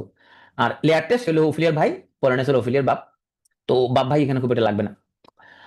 আসো আমাদের হ্যামলেটের এখানে ফেমাস কোট গুলো, তাহলে কাহিনীটা জানলে তোমার, কাহিনী যদি তুমি জানো তাহলে তোমার এখানে তোমার হচ্ছে যে ওই কোটেশন গুলো আলাদা মনে রাখা লাগবে না। তার ফ্রেন্ডটি ডাইনিং উইমেন, তার মাকে উদ্দেশ্য করে বলছে to be not to be, that is the question, তার কাকুকে মারবে কিনা আসলে এটা। তাহলে আমরা দুই ধরনের কথা, একটা হলো সলিলোকুই, একটা হলো মনোলোগ। সলিলোকুই একটা হলো মনোলোগ, কোনটা কি জিনিস? মনোলোগের মধ্যে একজনে স্পিচ দিবে দর্শকের উদ্দেশ্যে, সামনে দর্শক থাকে, দর্শক উদ্দেশ্যে সে কথা বলবে সে, মানে মনো মানে এক, লোক মানে কথা, তাহলে একজনও কথা বলবে দর্শকের উদ্দেশ্যে, এটা হলো মনোলোগ। আর সলিলোকুই মানে নিজের সাথে নিজের কথা, দর্শকের উদ্দেশ্যে না, নিজের সাথে নিজের যে কথা তাকে বলা হয় সলিলোকুই। এখানে আরো দুটো তোমার হচ্ছে যে কোটেশন, সেটা হচ্ছে brevity is soul of wit, সংক্ষিপ্ত কথা রসিকতা প্রাণ। রসিকতা করতে যদি তুমি লম্বা চড়া কথা বলে তাহলে এটা কোনো দাম নেই। তাহলে frailty thy name is women, to be not to be, that is the question, এবং brevity is the soul of wit. এবং there are more things in heaven and earth Horatio, তার বন্ধুকে উদ্দেশ্য করে সে বলে। তাহলে মোটামুটি আমাদের হ্যামলেট শেষ। আসো তোমার ম্যাকবেথ, এটা আর্ট ট্রাজেডি। প্রথমে ক্যারেক্টারগুলো মাথার মধ্যে ঢুকাও। তাহলে কি আছে ক্যারেক্টার এখানের মধ্যে? কিং ডানকান, সে হলো স্কটল্যান্ডের রাজা। ম্যাকবেথ হচ্ছে তার জেনারেল, সেনাবাহিনীর প্রধান, সে এখানে নায়ক প্রোটাগনিস্ট। এখানে কিছু ডাইনি আছে, উইচ আছে, ডাইনিরা কানে কানে কিছু কথা বলবে। আর ম্যাকবেথের বল লেডি ম্যাকবেথ, সে হলো সুপার উইচ, সে ডাইনিদেরও ডাইনি সে। তাহলে আমরা দেখি এখানের মধ্যে, তাহলে আগে ক্যারেক্টারগুলো কারা কারা, তোমার হচ্ছে যে ডাইনিরা, আসো আগে ক্যারেক্টারগুলো তারা কি কি, ম্যাকবেথ, ম্যাকবেথ বললাম লেডি ম্যাকবেথ, রাজা ডানকান। আর ডানকানের তোমার হচ্ছে যে পল আসেকে, ম্যালকম এবং ম্যাকডাফ। তাহলে মেইন ক্যারেক্টারগুলো ম্যাকবেথ, লেডি ম্যাকবেথ এবং রাজা ডানকান। হ্যাঁ? আর ডাইনি, তাহলে ডাইনিরা কি করে, ডাইনিরা ভবিষ্যৎবাণী করে যে ম্যাকবেথ একসময় এখানের মধ্যে এই যে স্কটল্যান্ডের সে রাজা হবে। এটা তারা ভবিষ্যৎবাণী করে এবং এটা ম্যাকবেথের কানে উচ্চাকাঙ্ক্ষাটা দেয় এবং ম্যাকবেথ তখন এটা দ্বারা প্রভাবিত হয়। তো ম্যাকবেথ এবং তার সহযোদ্ধারা ডানকানের পক্ষ হয়ে একটা যুদ্ধ করে, যুদ্ধ তারা জয়লাভ করে। এই যুদ্ধ থেকে ফেরার পরে রানীরা তখন তাকে এই কথাটা বলে বলে যে তুমি হচ্ছে যে কঠোর শাসন করতে হবে, পরবর্তী স্কটল্যান্ডের রাজা হবা, যদি সে জানে না সেটা কেমনে হবে। হ্যাঁ, তো ডানিরা অদৃশ্য হওয়ার আগে একটা রহস্য মুক্তি করে, fair is foul and foul is fair. যাহা কারো কাছে ন্যায্য তাহাই অন্যায্য, যাহা অন্যায্য তাহাই কারো কাছে আবার ন্যায্য। কি হয়, একদিন রাজা ডানকান তোমার ওই আমাদের ও আচ্ছা, ডানকান হচ্ছে তোমার তাকে, যে তারা যে তোমার কড় রাজ্য যে জয় করছে, তখন এই কড় শাসনকর্তা হিসেবে তোমার হচ্ছে যে ম্যাকবেথকে সেখানে পাঠায়। তো ডানকান বেড়াতে আসে তোমার আমাদের এই ম্যাকবেথ ভাইয়ের বাড়িতে, বেড়াতে আসছে সে, সে খাওয়া দাওয়া করে ঘুমাইছে। তখন ওই যে লেডি ম্যাকবেথ, লেডি ম্যাকবেথ তার হাজবেন্ডকে বলে, ডানিয়েল যে বলছিল যে তুমি এখানে রাজা হবা, তোমার তো সুযোগ তো সামনে, তুমি এখন ডানকানকে মারাই ফেলো। তখন কিন্তু তোমার ওই ম্যাকবেথ কিন্তু সে কয়, ঘুমন্ত অবস্থায় আমি একজন মানুষকে কেমনে মারবো, কোন ওকে মারে ফেলো, মারে ফেলালে তুমি স্কটল্যান্ডের রাজা হয়ে যাবা। তখন তার স্ত্রীর প্ররোচনায় ম্যাকবেথ এই ঘুমন্ত ডানকানকে হত্যা করে।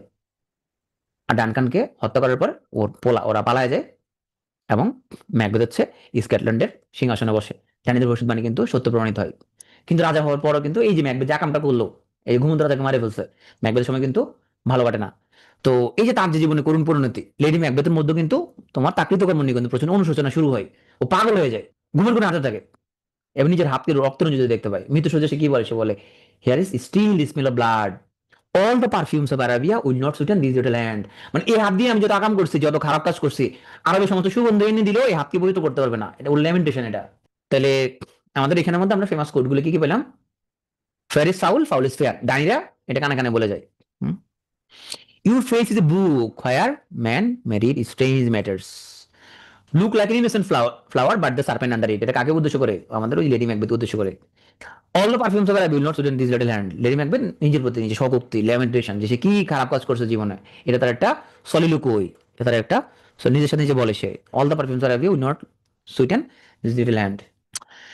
ম্যাকবেথ এখানে একটা কথা বলে, life is but a walking shadow, এটা একটা মেটাফোর উদাহরণ, এটা একটা মেটাফোর।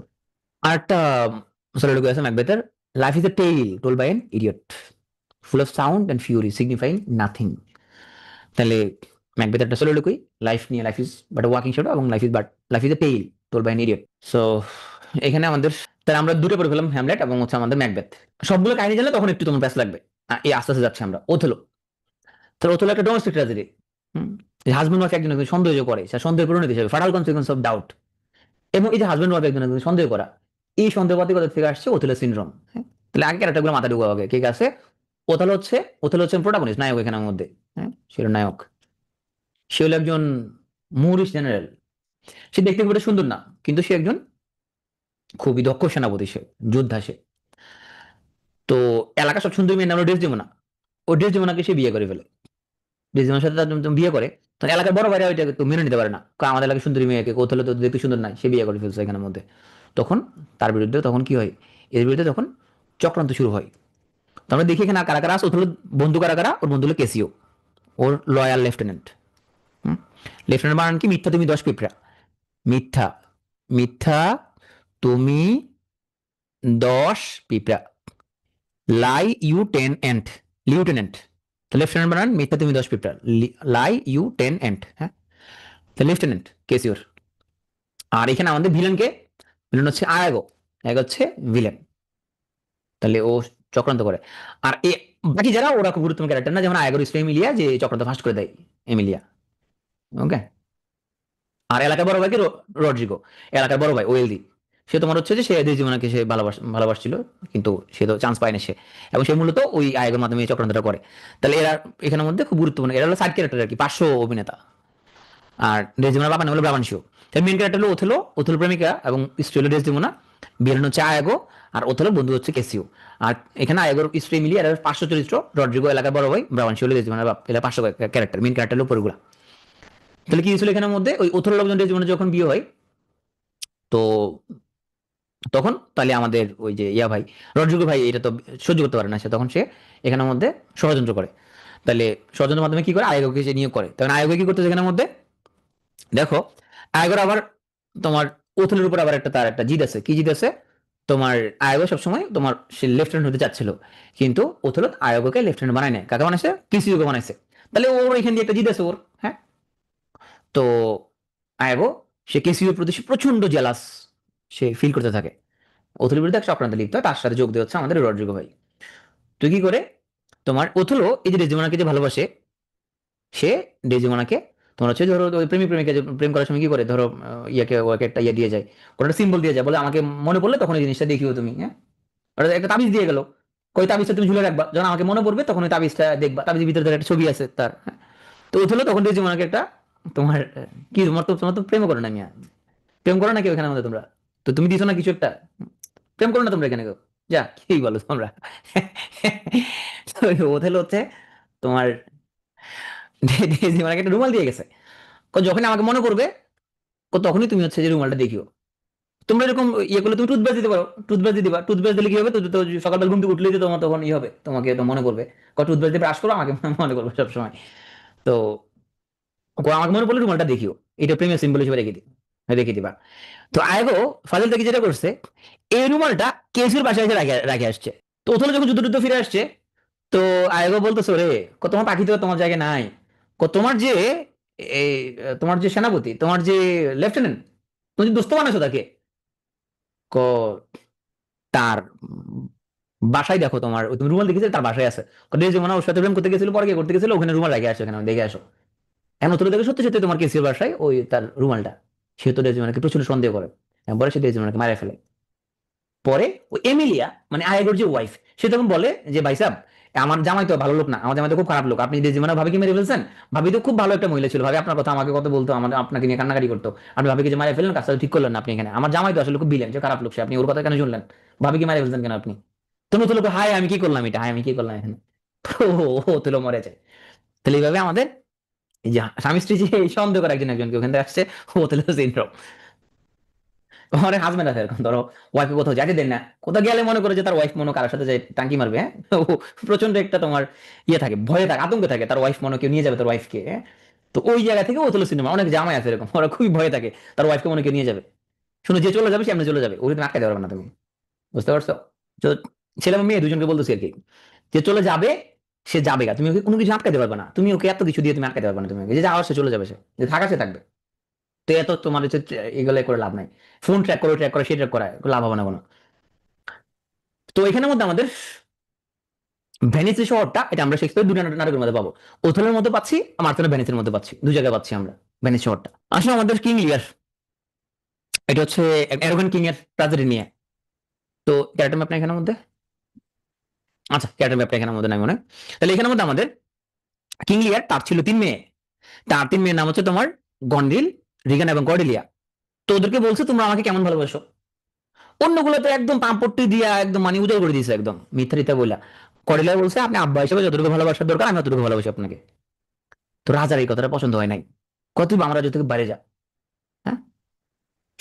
এবং রাজা খুব অসন্তুষ্ট হয়েছে ওর প্রতি, কতকে আমি মানুষ করছি, এখন তুই আমাকে কথা শোনাচ্ছিস এখন, হ্যাঁ। তখন ওকে রাজ্য থেকে বাইরে করে দেয়, তখন ওই যে ফরাসি সেনাপতির সাথে ওর বিয়ে হয়, করলে ওদিকে চলে যায়। গনেলি এবং রিগানকে খুব বিশ্বাস করেছিল রাজা। পরে কি হয়, এই দুটো ষড়যন্ত্র করছে শেষ পর্যন্ত, এবং রাজা থেকে রাজ্য কেড়ে নেয় এবং লিয়ারকে রাজ্য থেকে বাইরে করে দেয়, পর কর্ডিলিয়া সে তাকে উদ্ধার করে। এই কাহিনী নিয়ে হচ্ছে তোমার কিং লিয়ার, ছোট করে কাহিনীটা বললাম। তাহলে আমাদের এখানের মধ্যে কর্ডেলিয়া যে চারুকারিতা করতো না, সে বলছে আপনাকে যতটুকু ভালোবাসার দরকার, সে বলছে I love your majesty according to my bond, no more no less, যে বাবা হিসেবে যতটুকু ভালোবাসা দরকার ততটুকু ভালোবাসি আমি আপনাকে, কমও না বেশিও না। রাজা খুবই উত্তেজিত হয়ে যায়, সে বলে যে nothing will get you nothing, তুই যে আমাকে ভালোবাসোস না, তুই কিচ্ছু পাবি না, nothing will get you nothing, try again, আবার বল। কর্ডেলিয়া চারুকারিতা করতে সে অপারগ হয় এবং ওকে সম্পদ দেন, ওকে বাড়ি করে দেয়। তখন সে ওই ফরাসি সেনাপতিকে বিয়ে করে সে ফ্রান্সে চলে যায়। তো লিয়ারও ফরাসি সেনাপতিকে বলে she is yours king of France, take her, she is no longer my daughter, and I will never see her face again. কিছুদিন পর ওই জন্ডিস রিগানের প্রকৃত চেহারাটা এখানের মধ্যে ফিরে আসে তোমার। তো রাজা লিয়ার বুঝতে পারে যে তাকে প্রকৃত ভালোবাসে কে। এই ঘটনা শোকে লজ্জায় উনি পাগল হয়ে যায়। তো এক পর্যায়ে কর্ডেলিয়ার মতো সেনাবাহিনী তোমার হচ্ছে যে মানে ওই যে যাকে বের করে দিছিল তারাই রাজাকে রক্ষা করতে আসে। হুম? কিন্তু ষড়যন্ত্রের ফলে তোমার কর্ডেলিয়া মারা যায়, কর্ডেলিয়াকে হত্যা করা হয়। এবং গনেলি রিগান এবং এডমন্ড এরা ক্ষমতা লোভে একে অপরের বিরুদ্ধে ষড়যন্ত্র করতে এরাও মারা যায়, সবাই মৃত্যুবরণ করে। হুম। তো রাজা আর ওর ভুলের জন্য এই চরম মূল্যটা দিল সে, উচিত শিক্ষা হয় তার। এ কর্ডেলিয়ার মৃত্যুতে তার হৃদয় ভেঙে যায়। হ্যাঁ, এই জন্য ওনার এ কর্ডেলিয়ার মৃতদেহ উনি হাতে নিয়ে উনি একটা কথা বলে, I am a man more scene against than sinning. আমি যতটুকু পাপ করছি তার থেকে বেশি আমি ভোগ করতেছি। তাহলে কাহিনী জানলে কোটেশন মুখস্থ করতে হবে না, তুমি ইজিলি বুঝে যাবা। তাহলে কর্ডেলিয়ার উপরে আগ্রহ এসে বলছে nothing will come of nothing, তুমি আমাকে ভালোবাসো না তাহলে তুই কিচ্ছু পাবি না। আমি সে বলছে I am a man more scene against than sinning. How sharper than a serpent's tooth is to have a thankless child. ওই যে আমাদের হচ্ছে যে তার মেয়েদের বিশ্বাসঘাতকতা নিয়ে এ কথাটা সে বলছিল। আর কর্ডেলিয়া বলছিল my love is more richer than my tongue. আমি মুখে যতটুকু বলি তার চেয়ে অনেক বেশি আপনাকে আসলে ভালোবাসি। My love's more richer than my tongue. তাহলে কি ইংলিশে এখন হচ্ছে জুলিয়াস সিজার। সিজারকে নিয়ে আমরা তোমার হচ্ছে যে একাধিক নাম তুমি পাবা। সিজার নামটা মাথায় রাখো, যে সিজার নামে কি কি পাবো। তাহলে প্রথম জুলিয়াস সিজার, এই নামের নাটকটা, উনি কি রোমান এম্পায়ার ছিল। তো এখানে তার বিরুদ্ধে ষড়যন্ত্র এবং তার হত্যার ইতিহাসকে কেন্দ্র করে হচ্ছে যে এই নাটকটা রচিত। মূল বিষয়বস্তু হচ্ছে রাজতন্ত্র ও প্রজাতন্ত্রের বিরোধ। হ্যাঁ, যেখানে তার ঘনিষ্ঠ মধ্যে ব্রুটাস এবং অন্য ষড়যন্ত্রকারীরা তাকে হত্যা করে। তো জুলিয়াস সিজার তোমার দিক বিদিক, সে তোমার যেখানে গেছে সেখানে সে যুদ্ধ জয়লাভ করছে। হ্যাঁ, মানে অনেক রাজ্য সে জয় করতে পারছিল সে। যখন রোমে ফিরে আসে চারদিকে ব্যাপক উৎসব। সিজার সেই উৎসবে জয়েন করতে যাচ্ছিল, তার স্ত্রী ক্যালিফোর্নিয়া ক্যালিফোর্নিয়া তাকে বলছিল আপনি এখানে যায়েন না, এবং এক গণকে তাকে বলছিল যে এখানে গেলে সমস্যা আছে। হ্যাঁ, কিন্তু জুলিয়াসের কিন্তু এই কথাটা শুনে নাই। সে বলছিল cowards died many time before their deaths but the valiant never taste of death but once.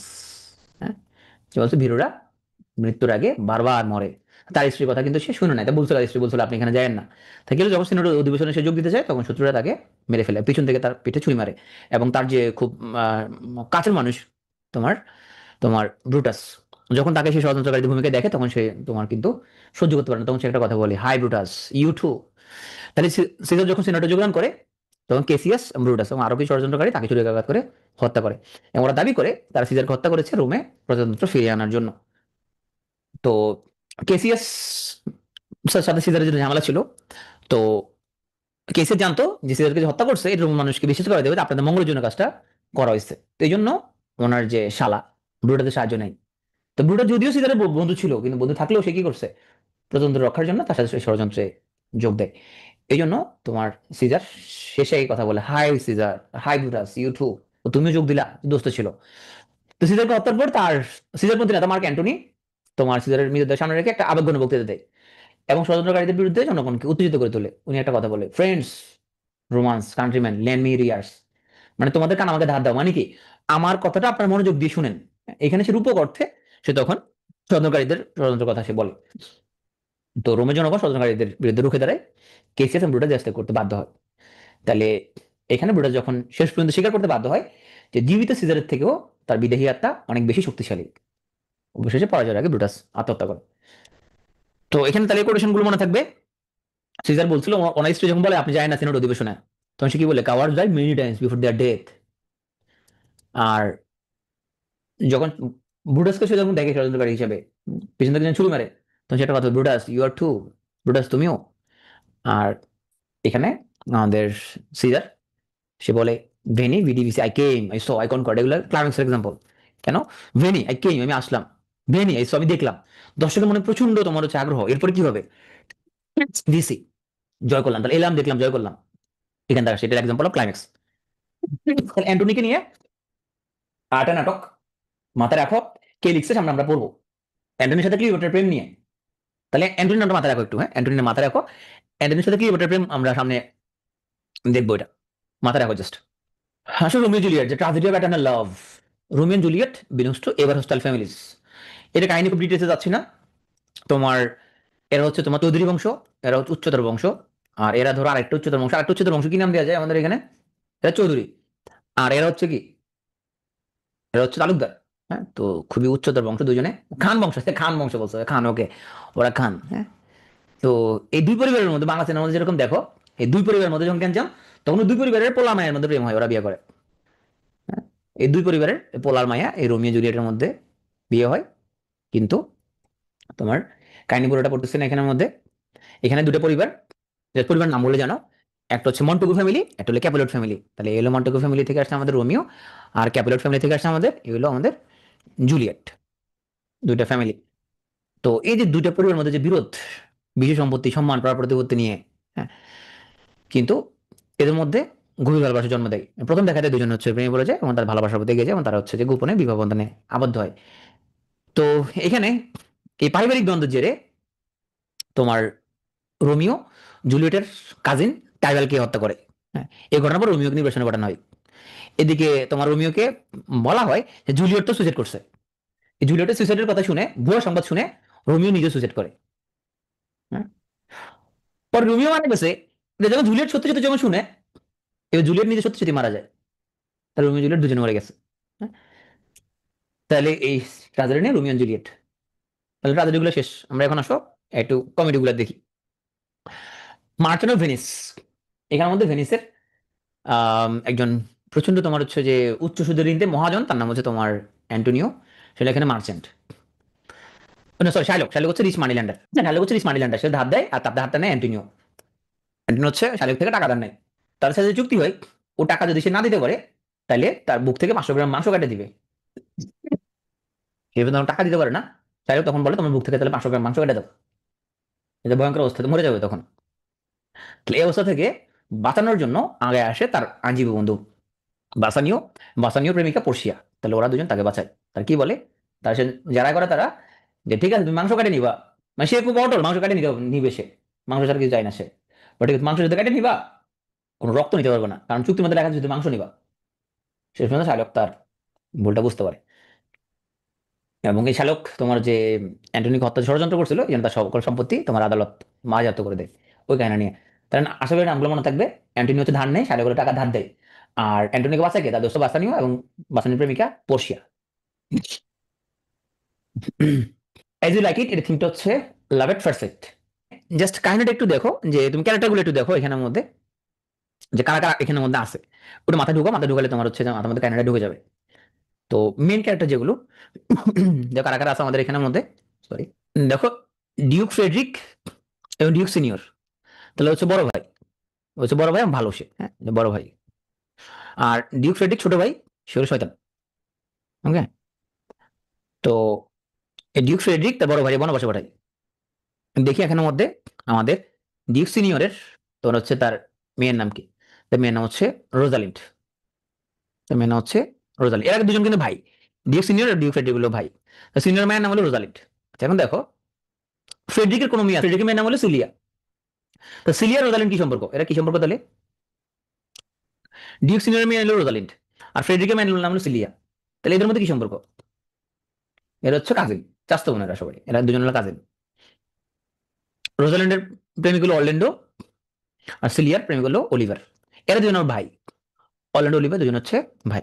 ছোট্ট করে এক লাইনে যদি কাহিনীটা বলি, এই ফ্রেডরিক ষড়যন্ত্র করে বড় ভাইকে বনবাসে পাঠায়। বড় ভাইয়ের লগে রোজালিন্ডো যায়।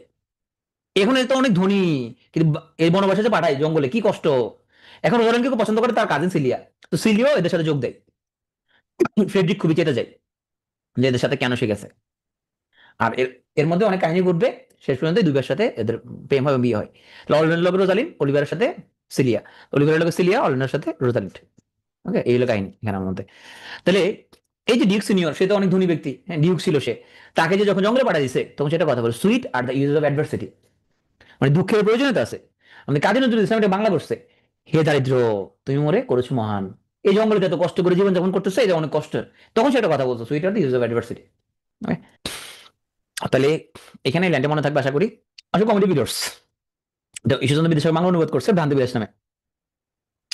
তো এখানে জাস্ট ক্যারেক্টার গুলো মাথার মধ্যে রাখো।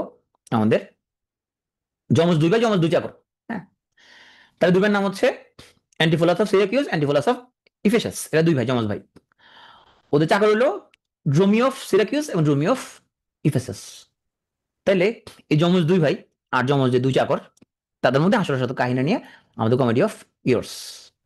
ওকে, আর যাদের কাহিনীটা জানতে ইচ্ছা করে, বিস্তারিত কাহিনী এখানে আছে, কাহিনী এখান থেকে দেখে নিতে হবে। ওকে। মজার একটা কাহিনী ঘটে, যেহেতু ওরা যমজ ভাই। হ্যাঁ, তোমার এখানের মধ্যে অ্যান্টিফলাস অফ ইফেসাসের বউ ভুল করে অ্যান্টিফলাস অফ সিরাকিউসকে ও জামাই বলে ধরে নেই। হ্যাঁ, কবি এখানে কবি এখানের মধ্যে সে ওদের চেহারা যেতে খুব কাছাকাছি এরকম।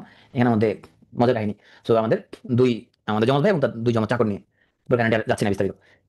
তিন মধ্যে শুরু, এটা হচ্ছে মুখের রমণী বশীকরণ। এখন এখানে আমাদের মুখের রমণী কি জানি, মানে যে বেশি বেশি কথা বলে, মুখের রমণী কে? মুখের রমণী হচ্ছে আমাদের ক্যাথারিন, জামাই নাম হচ্ছে পেট্রুসিও। যেমন মহিলা দেখতে মনে হয় যেন সেই না, কারণ বেশি বেশি কথা বলেছে, মুখে মুখে কথা বলে। এই ক্যাথারিন এবং তার জামাই নাম হলো পেট্রুসিও, তাদের কাহিনী নিয়ে। হ্যাঁ, তো সে খুব একগুঁয়ে, সে খুব জেদি। হুম। আর তার ছোট বোন আছে, তোমার হচ্ছে যে তোমার হলো বিয়াঙ্কা, খুব বিনু মিষ্টি স্বভাবের, বহু পুরুষের পছন্দের পাত্রী। হ্যাঁ, রুমিন ফারান আসে। ওকে। যাই হোক, তোমার হচ্ছে প্যাটিসকে সে তোমার আহ, ভালো পেইন দেয়। ও এখানে আমার কাহিনী যেটা ছিল, তোমার এরা দুজন, ক্যাথারিন এবং বিয়াঙ্কা। বিয়াঙ্কা তোমার অনেক মানে পুরুষের পছন্দের পাত্রী, ক্যাথারিনকে মোটামুটি কেউ পছন্দ করে না। হ্যাঁ, তো ওই বিয়াঙ্কা ক্যাথরিনের, ওদের যে তোমার পিতা, সে ঘোষণা করে যে ক্যাথরিনকে বিয়ে না দেওয়া পর্যন্ত বিয়াঙ্কাকে কেউ বিয়ে করতে পারবে না। হ্যাঁ, তো এই জন্য বিয়াঙ্কা নিজেও তোমার হচ্ছে যে আমার ছোট বোনের পাত্ররা ওরও বড় বোনকে বিয়ে দেওয়ার জন্য স্বামী করতে শুরু করে। তো পেট্রুসিও সে ছিল সাহসী এবং সে খুবই কানিং ছিল, ধূর্ত। হ্যাঁ, সে জানতে পারে ক্যাথরিনকে বিয়ে করলে অনেক টাকা পয়সা পাওয়া যাবে। হ্যাঁ, তখন সে ক্যাথরিনকে বিয়ে করার সিদ্ধান্ত নেয়। এবং তার এই রাগী স্বভাবকে এটাকে চ্যালেঞ্জ হিসেবে সে গ্রহণ করে। হ্যাঁ, এবং সে ক্যাথরিনের স্বভাব পরিবর্তনের জন্য বিভিন্ন কৌশল সে অবলম্বন করে। তো এই নাটকটা প্রচন্ড কৌতুকপূর্ণ এবং এই কাহিনীটা নাটকটার কেন্দ্রবিন্দু। হ্যাঁ, টাকা পয়সা যেহেতু পাইছে, তাই এখানের মধ্যে তোমার হচ্ছে যে ইয়া কি তোমার সমস্যা কি এখানের মধ্যে? তো তোমাদের বউ যদি থাকে এরকম, ধরো বউ খুবই বেশি বেশি কথা বলে, ঝামেলা করে, তুমি জিনিসটা সহ্য করবা। কইরা ওরে বলবা তোমার রান্না না সেরকম চমৎকার, এটা বলে ওরা রান্না বান্না করে ভালো ভালো খাবার খাওয়া। ধরো বউ যদি পেইন দেয়, বলবো তোমার রান্না এত ভালো, ঢাকা শহরের 5 স্টার রেস্টুরেন্টে ভালো খাবার পাওয়া যায় না, এই বলে তাকে পাম দিবা, তাকে খাবার রান্না রান্না রান্না করে খাইবা শুধু। বুঝতে পারছো? খাবার রান্না করতে হবে, মেয়েদেরকে পাম দিলে মেয়েরা খুবই তোমার দেখবে, মেয়েরা একটা জিনিস যদি পাম চাই, একটু পাম দিবা, সব শান্তি লাগবে। হ্যাঁ, মাংসের রান্না যদি খাওয়া না যায় তাহলে সমস্যা হয়ে যাবে, তাকে রান্না করতে পাঠাতে হবে। যদি রান্না ভালো না হয় তাহলে তো তোমার করতে হবে আর কি। আসো, তো আমরা একটা কাহিনী চলে যাই, সেটা হচ্ছে টুয়েলথ নাইট। এখানে আমাদের ক্যারেক্টার হচ্ছে অর্সিনো, অলিভিয়া, ভায়োলা এবং সেবাস্টিয়ান। এগুলো ক্যারেক্টার ম্যাপ। তো এখানে দেখো, এখানের মধ্যে আমাদের সাইড ক্যারেক্টার গুলো এখানে মনে দেখা লাগবে না। এখানের মধ্যে তোমার মেন ক্যারেক্টার গুলো অর্সিনো, অলিভিয়া, ভায়োলা এবং সেবাস্টিয়ান। তার মধ্যে ভায়োলা এবং সেবাস্টিয়ান ওরা দুজন টুইন, ওরা দুজন হচ্ছে টুইন। ওকে, তাহলে এই চারটা ক্যারেক্টার কি ছিল কাহিনী এখানের মধ্যে? এখানের মধ্যে ওই যে আমাদের অর্সিনো, ওই যে অর্সিনো, সে তোমার প্রেম করছে অলিভিয়ার প্রতি। অলিভিয়া তোমার অর্সিনোকে তোমার হচ্ছে ওর ভাই, বাবা ভাই হারাইছে, ওর তো তোমার হচ্ছে যে এত অর্সিনোর প্রতি কোনো আগ্রহ নাই। হ্যাঁ, এই সময় একটা জাহাজ ডুবে গেছে, ওই যে যমজ তোমার সিবলিং যে দুজন, ভায়োলা এবং সেবাস্টিয়ান, ওই জাহাজ ডুবে গেছে। তো জাহাজ ডুবে যাওয়ার কারণে এখানের মধ্যে তোমার ওই ভায়োলা আইসা তোমার এখানে আমাদের এই যে অর্সিনো রাজ্যে এসে বসে দিচ্ছে। তো অর্সিনো ওই ভায়োলাকে নিযুক্ত করছে, ভায়োলা পুরুষের ছদ্মবেশে। ভায়োলা পুরুষ বাবা, সে পুরুষের ছদ্মবেশ নিছে আর কি, সে কিন্তু তোমার মেয়ে। তো অর্সিনো ওই ভায়োলাকে নিয়োগ দিছে অলিভিয়ার সেবা খেদমত করার জন্য, যাকে নিয়োগ দিছে তার প্রেমে দূত হিসেবে নিয়োগ দিছে, তাকে খেদমত করার জন্য। তো কি হয়েছে, ওই ভায়োলা যে অলিভিয়ার কাছে চিঠি নিয়ে আসতো, সেবা যত্ন করতো, ওই অলিভিয়া তখন ভায়োলার প্রেমে পড়ে গেছে। ভায়োলা কিন্তু কি ছেলে না মেয়ে? ভায়োলা ছিল না মেয়ে? ভায়োলা কিন্তু মেয়ে, ভায়োলা কিন্তু মেয়ে বা ছেলের ছদ্মবেশে আসছে কিছু। তো হাস্যরসক একটা কাহিনী না এখানের মধ্যে? তো পরে দেখা যায় ওখানের মধ্যে ওরা যে সেবাস্টিয়ান উপস্থিত, ও সেবাস্টিয়ানের সাথে ভায়োলার চেহারার মধ্যে এখানের মধ্যে প্রচুর মিল, দুজন দেখতে একই রকম। হ্যাঁ, অলিভিয়া তো পড়ছে বিপদে, কি রে এর দুটো একই রকম এখানের মধ্যে। সেবাস্টিয়ান কিন্তু ছেলে, দুটো দেখতে একই রকম। ঘটনা কি, সেবাস্টিয়ান আবার বিপদে পড়ছে, কি রে ভাই ভায়োলা দেখতে তো আমার বোনের মতো, যে আদবি হারা গেছে। তো ভায়োলা যখন ছদ্মবেশ যখন বললো যে ভাইয়া আমি হচ্ছে আপনার বোন, আমি আসলে এখানেই যে জীবন বাঁচাতে আমি এখন ভালো ছদ্মবেশ নিয়েছি। তো তখন ওই ওরা তো বুঝতে পারে যে ওরা দুজন আসলে ভাই বোন। তো কি হয় আমাদের এখানে অর্চনার লগে ভায়োলা আর অলিভিয়ার সাথে সেবাস্টিয়ান। হ্যাঁ, এই অলিভিয়ার লগে সেবাস্টিয়ানের সাথে হয় বিয়া, আর অর্চনার সাথে ভায়োলা, মানে যাকে সে তোমার প্রেমে দূত নিযুক্ত করছিল তার সাথে তার বিয়ে হয়। তো এই কাহিনী হচ্ছে আমাদের টুয়েলথ নাইট মেন ক্যারেক্টার। হ্যাঁ, টুইন সিবলিং, হ্যাঁ জমজ ভাই বোন, twin sibling, right, twin sibling দেখতে একই রকম চেহারা, সেবাস্টিয়ান ভায়োলা ভাই বোনেরা। অর্চিনো তোমার অলিভিয়াকে বলে গেল। হ্যাঁ, মাথা ঘুরে আচ্ছা আমি জানি, অনেক কাহিনী জানি একটু মাথা ঘুরবে, এটা আমি জানি, এটা স্বাভাবিক কাহিনীগুলো যারা আগে থেকে পড়ে না, শুধু শেক্সপিয়ারের কাহিনীগুলো জানা লাগবে। টেম্পেস্ট ওনার শেষ সাহিত্যকর্ম, না ওনার সোয়ান সং এবং last work. Tragedy, tragedy, sorry comedy, comedy. এগুলো এগুলো তো কমেডি না, এগুলো সব কমেডি না। আচ্ছা বলো তো, আমি তোমার কমেডির জন্য কি তোমাকে শর্টকাট কি বলছিলাম কমেডিগুলোর জন্য? ফ্রেজ আকারে নামগুলো, ফ্রেজ, তাই না? নামগুলো হচ্ছে ফ্রেজ, ফ্রেজ হলো কমেডি। আর ট্রাজেডিগুলো কি ছিল? ট্রাজেডিগুলো ছিল পার্সনের নাম ছিল, পার্সন, তাই না? পার্সন। হিস্ট্রিগুলো ছিল রোমান 1 2 3 4, এগুলো ছিল হিস্ট্রি। হয়ে গেলে তো টুয়েলভ নাইট তুমি বলতেছো কেন? এটা তোমার হচ্ছে ট্রাজেডি। ফ্রেজ তো ফ্রেজ যেটা ছিল তোমার কমেডি। তো Tempest, swan song, last work. তো টেম্পেস্টের ক্যারেক্টার কই, যে ক্যারেক্টার দেওয়া এখানের মধ্যে। তো টেম্পেস্টের মধ্যে এখানে জাস্ট একটা ক্যারেক্টার নাম মনে রাখবে এখানের মধ্যে। এখানে হলো ডিউক প্রসপেরো, আর তার ভাই ভাই ছিল ডিউক অ্যান্টনিও। ওই প্রসপেরো ও তার মেয়ে মিরান্ডাকে নিয়ে নির্বাসিত হয়ে নির্জন দ্বীপে তার ভাই তাকে নির্বাচন পাঠিয়েছে। তাহলে প্রসপেরো, প্রসপেরো মেয়ে নাম মিরান্ডা, তার নির্জন দ্বীপে বসবাস করতেছে। সেখানে দুইটা অশরীরী আত্মা আসছে, আত্মাগুলোর নাম হলো অ্যারিয়েল এবং ক্যালিমান। এটুকু জানলে যথেষ্ট। আরিয়েল এবং ক্যালিমান দুটো অশরীরী আত্মা আসছে। হ্যাঁ, এরা ওরা ওনাদের ভৃত্য হিসেবে মানে চাকর হিসেবে নিযুক্ত হয়। তো তোমার হচ্ছে যে প্রস্পর জাদুবিদ্যার কারণে তোমার কি হয়, ওখানে একটা জাহাজ ধরার কবলে পরে জাহাজ এলোমেলো করে দেয়। তাহলে কি হয়ে গেল এখানের মধ্যে? জাহাজের মধ্যে ছিল তোমার, এখানের মধ্যে কি ছিল? এখানের মধ্যে ডিউক অ্যান্টনিও ছিল, নেপলস রাজালান্সো ছিল, রাজা ফার্ডিনান্ড ছিল, সেবাস্টিয়ান ছিল, আর অনেকে ছিল। তো সবাই তোমার জাহাজ এলোমেলো হয়ে গেল, যাত্রীরা তোমার প্রস্পেরো যেই দ্বীপে আছে সেই দ্বীপে এসে অবস্থান গ্রহণ করতেছিল। কাহিনী বুঝতে পারলাম না এখানের মধ্যে, হ্যাঁ। তো আলোচনা ভাবছিল বলা মারা গেছে। কিন্তু তোমার ওই যে ক্যালিভেন এবং আরিয়েল প্রভু প্রস্পেরোর নির্দেশে ওই নেপলসের পোলা ফার্ডিনান্ডকে তখন অক্ষত অবস্থা ফিরিয়ে আনে। ওই যে ফার্ডিনান্ড প্রস্পেরোর কোনো মিরান্ডার প্রেমে পড়ে যায়, হ্যাঁ। এবং মিরান্ডার প্রতি ফার্ডিনান্ডের ভালোবাসা এটা প্রস্পেরো সন্তুষ্ট করে, ওরা ওদের বিয়ে হয় এবং ষড়যন্ত্রকারী শাস্তিও পায়। তাহলে এখানে মেইন ক্যারেক্টারগুলো তোমার হচ্ছে যে প্রস্পেরো মায়ের নাম হলো মিরান্ডা, ওদেরকে ওদের ভাই হচ্ছে যে বনবাসে পাঠিয়ে দেয়। দুটো অশরীর আত্মা আছে, আত্মাগুলোর নাম হলো এরিল এবং ক্যালিভেন, এদের চাকর, এইটুকু। তাহলে ক্যালিভেন এবং এরিল অশরীর আত্মা। এখানে একটা কথা মনে রাখবা, good wombs have borne bad sons. Bangla কি এটার? বাংলা হচ্ছে বলে না আলেমের ঘরে জালেম, এটা বাংলা আলেমের ঘরে জালেম। সো হ্যামলেটের বাপের নাম হলো তোমার কিং হ্যামলেট, হ্যামলেটের কাকুর নাম হলো ক্লডিয়া, সে হলো ভিলেন, তার মার নাম হলো গাট্রুড, তার প্রেমিকার নাম হলো উফিলিয়া, তার বন্ধুর নাম হলো হোরেশিও, আর উফিলিয়ার ভাইয়ের নাম হলো লেয়ারতেস, লেয়ারতেস মরে যায়, আর তার শ্বশুরের নাম হলো পলোনিয়াস। তারপরে হচ্ছে যে এখানের মধ্যে এরপর আমরা পড়ছিলাম ম্যাকবেথ। এখানের মধ্যে কিং ডানকান থাকে আমাদের কেন্দ্রীয় চরিত্রে, কিং ডানকান, তোমার হচ্ছে কিং অফ স্কটল্যান্ড।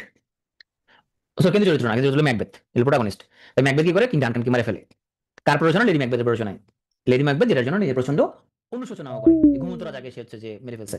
কেন্দ্রীয় চরিত্র কিং ডানকান না, সরি ম্যাকবেথ, হ্যাঁ, সে হলো আমাদের কেন্দ্রীয় চরিত্র, মানে প্রোটাগনিস্ট, নায়ক, হ্যাঁ। লেডি ম্যাকবেথের প্ররোচনা সে ডানকানকে মারে ফেলে। তাহলে ম্যাকবেথ, লেডি ম্যাকবেথ, এখানে কিছু ডাইনি আছে যারা কানে কানে ওরা বলে যে তুমি হচ্ছে এখানে স্কটল্যান্ড রাজা হতে পারবা। আর লেডি ম্যাকবেথ বলো সুপার উইচ, হ্যাঁ। তারপরে আসো এখানের মধ্যে আমরা পড়ছিলাম আমাদের আহ ওথেলো। ওথেলো হচ্ছে হাজব্যান্ড ওয়াইফের যে তোমার আহ, সন্দেহের যে করুণ পরিণতি, সেটা কাহিনী নিয়ে। তাহলে ওথেলো ছিল একজন প্রোটাগনিস্ট এখানের মধ্যে, সেই সেনাপতি আমাদের নায়ক। ওথেলোর প্রেমিকা এবং বোন নাম হলো ডেসডেমোনা। ওথেলোর বন্ধু, ওথেলোর লেফটেন্যান্ট, ওথেলোর সহকারী হচ্ছে কেসিও। ভিলেনের নাম হচ্ছে তোমার আয়াগো, আর আয়াগো ষড়যন্ত্র ফাঁস করে হচ্ছে যে এমিলিয়া। আর ওথেলোর সাথে কেন ছিল কার? রড্রিগোর সাথে। রড্রিগো আর আয়াগো মিলা তোমার হচ্ছে কামটা করে। তারপরে কিং লিয়ার, এখানের মধ্যে অ্যারাবিয়ান কিং এর করুণ পরিণতি, তার 3 মেয়ে তোমার গর্নেল, রিগান এবং কর্ডেলিয়া। তার মধ্যে কর্ডেলিয়া ছিল তার প্রতি অনুগত, গর্নেল রিগান তারা হচ্ছে যে তার প্রতি তারা মুখে বললেও বাস্তবে আসলে তারা ষড়যন্ত্রকারী। তারপর হচ্ছে আমরা কাহিনীটা পড়ছিলাম হচ্ছে তোমার জুলিয়াস সিজার। জুলিয়াস সিজারের করুণ পরিণতি তার বন্ধুর নাম ছিল এখানের মধ্যে ব্রুটাস, কিন্তু ব্রুটাস শেষ পর্যন্ত ষড়যন্ত্রকারীদের দলে যোগ দেয় এবং তার মৃত্যুর পর একটা বক্তব্য দেয় অ্যান্টনি। অ্যান্টনিকে নিয়ে আমরা একটা কাহিনী বানাবো। তারপর আমরা রোমিও জুলিয়েট, এটার্নাল লাভ, দুটা তোমার শত্রু ভাবাপন্ন পরিবারের মধ্যে তাদের মধ্যে দ্বন্দ্ব, তার করুণ পরিণতি রোমিও জুলিয়েট। কমেডিগুলোর মধ্যে মার্চেন্ট অফ ভেনিস, যেখানের মধ্যে আমাদের অ্যান্টোনিও শ্যালকের কাছ থেকে টাকা দেন নেই, বলে তার বুক থেকে টাকা না দিতে হলে 500 গ্রাম মাংস কাটিয়ে দিবে। পরে মাংস কাটিয়ে নিতে চাইলে তখন বাসা নিয়ে এবং তার প্রেমিকা পড়শি আসে তার বাসায়। I like it, love it first sight. এখানের মধ্যে আমাদের মেন ক্যারেক্টারগুলো ছিল আমাদের ডিউক সিনিয়র এবং তার মেয়ে রোজালিন্ড, ওদেরকে হচ্ছে বনবাসে পাঠিয়ে দেওয়া হয়। তারপরে এখানের মধ্যে আমাদের এসিলিয়া, সে হলো রোজাল্যান্ডের কাজিন। শেষ পর্যন্ত কি হচ্ছে আমাদের ওরল্যান্ডোর সাথে রোজাল্যান্ডের প্রেম হয়, অলিভারের সাথে সিলিয়ার প্রেম হয়। তারপর কমেডি পিরিয়ডস, এখানের মধ্যে আমাদের Antipholus of Syracuse, Antipholus of Ephesus, এই দুই যমজ ভাই, তার দুই যমজ চাকর, Dromio of Syracuse, Dromio of Ephesus. Taming of the shrew, মুখের রমণী বশীকরণ, মুখের রমণী হচ্ছে ক্যাথারিন, তার হাজবেন্ড নাম হলো পেট্রিশিও। 12th নাইট, এখানে আমাদের ক্যারেক্টারগুলো হচ্ছে আমাদের ওরসেন অলিভিয়া, ভায়োলা সেবাস্টিয়ান। শেষ পর্যন্ত ওরসেনের সাথে ভায়োলা, সেবাস্টিয়ানের সাথে অলিভিয়ার প্রেম হয়। টেম্পেস্ট, এটা হচ্ছে লাস্ট ওয়ার্ক। এখানে ক্যারেক্টার হচ্ছে প্রসপেরো, তার মেয়ে মিরান্ডা, এবং দুটো অস্ট্রেলিয়া আরিয়েল এবং ক্যালিভেন।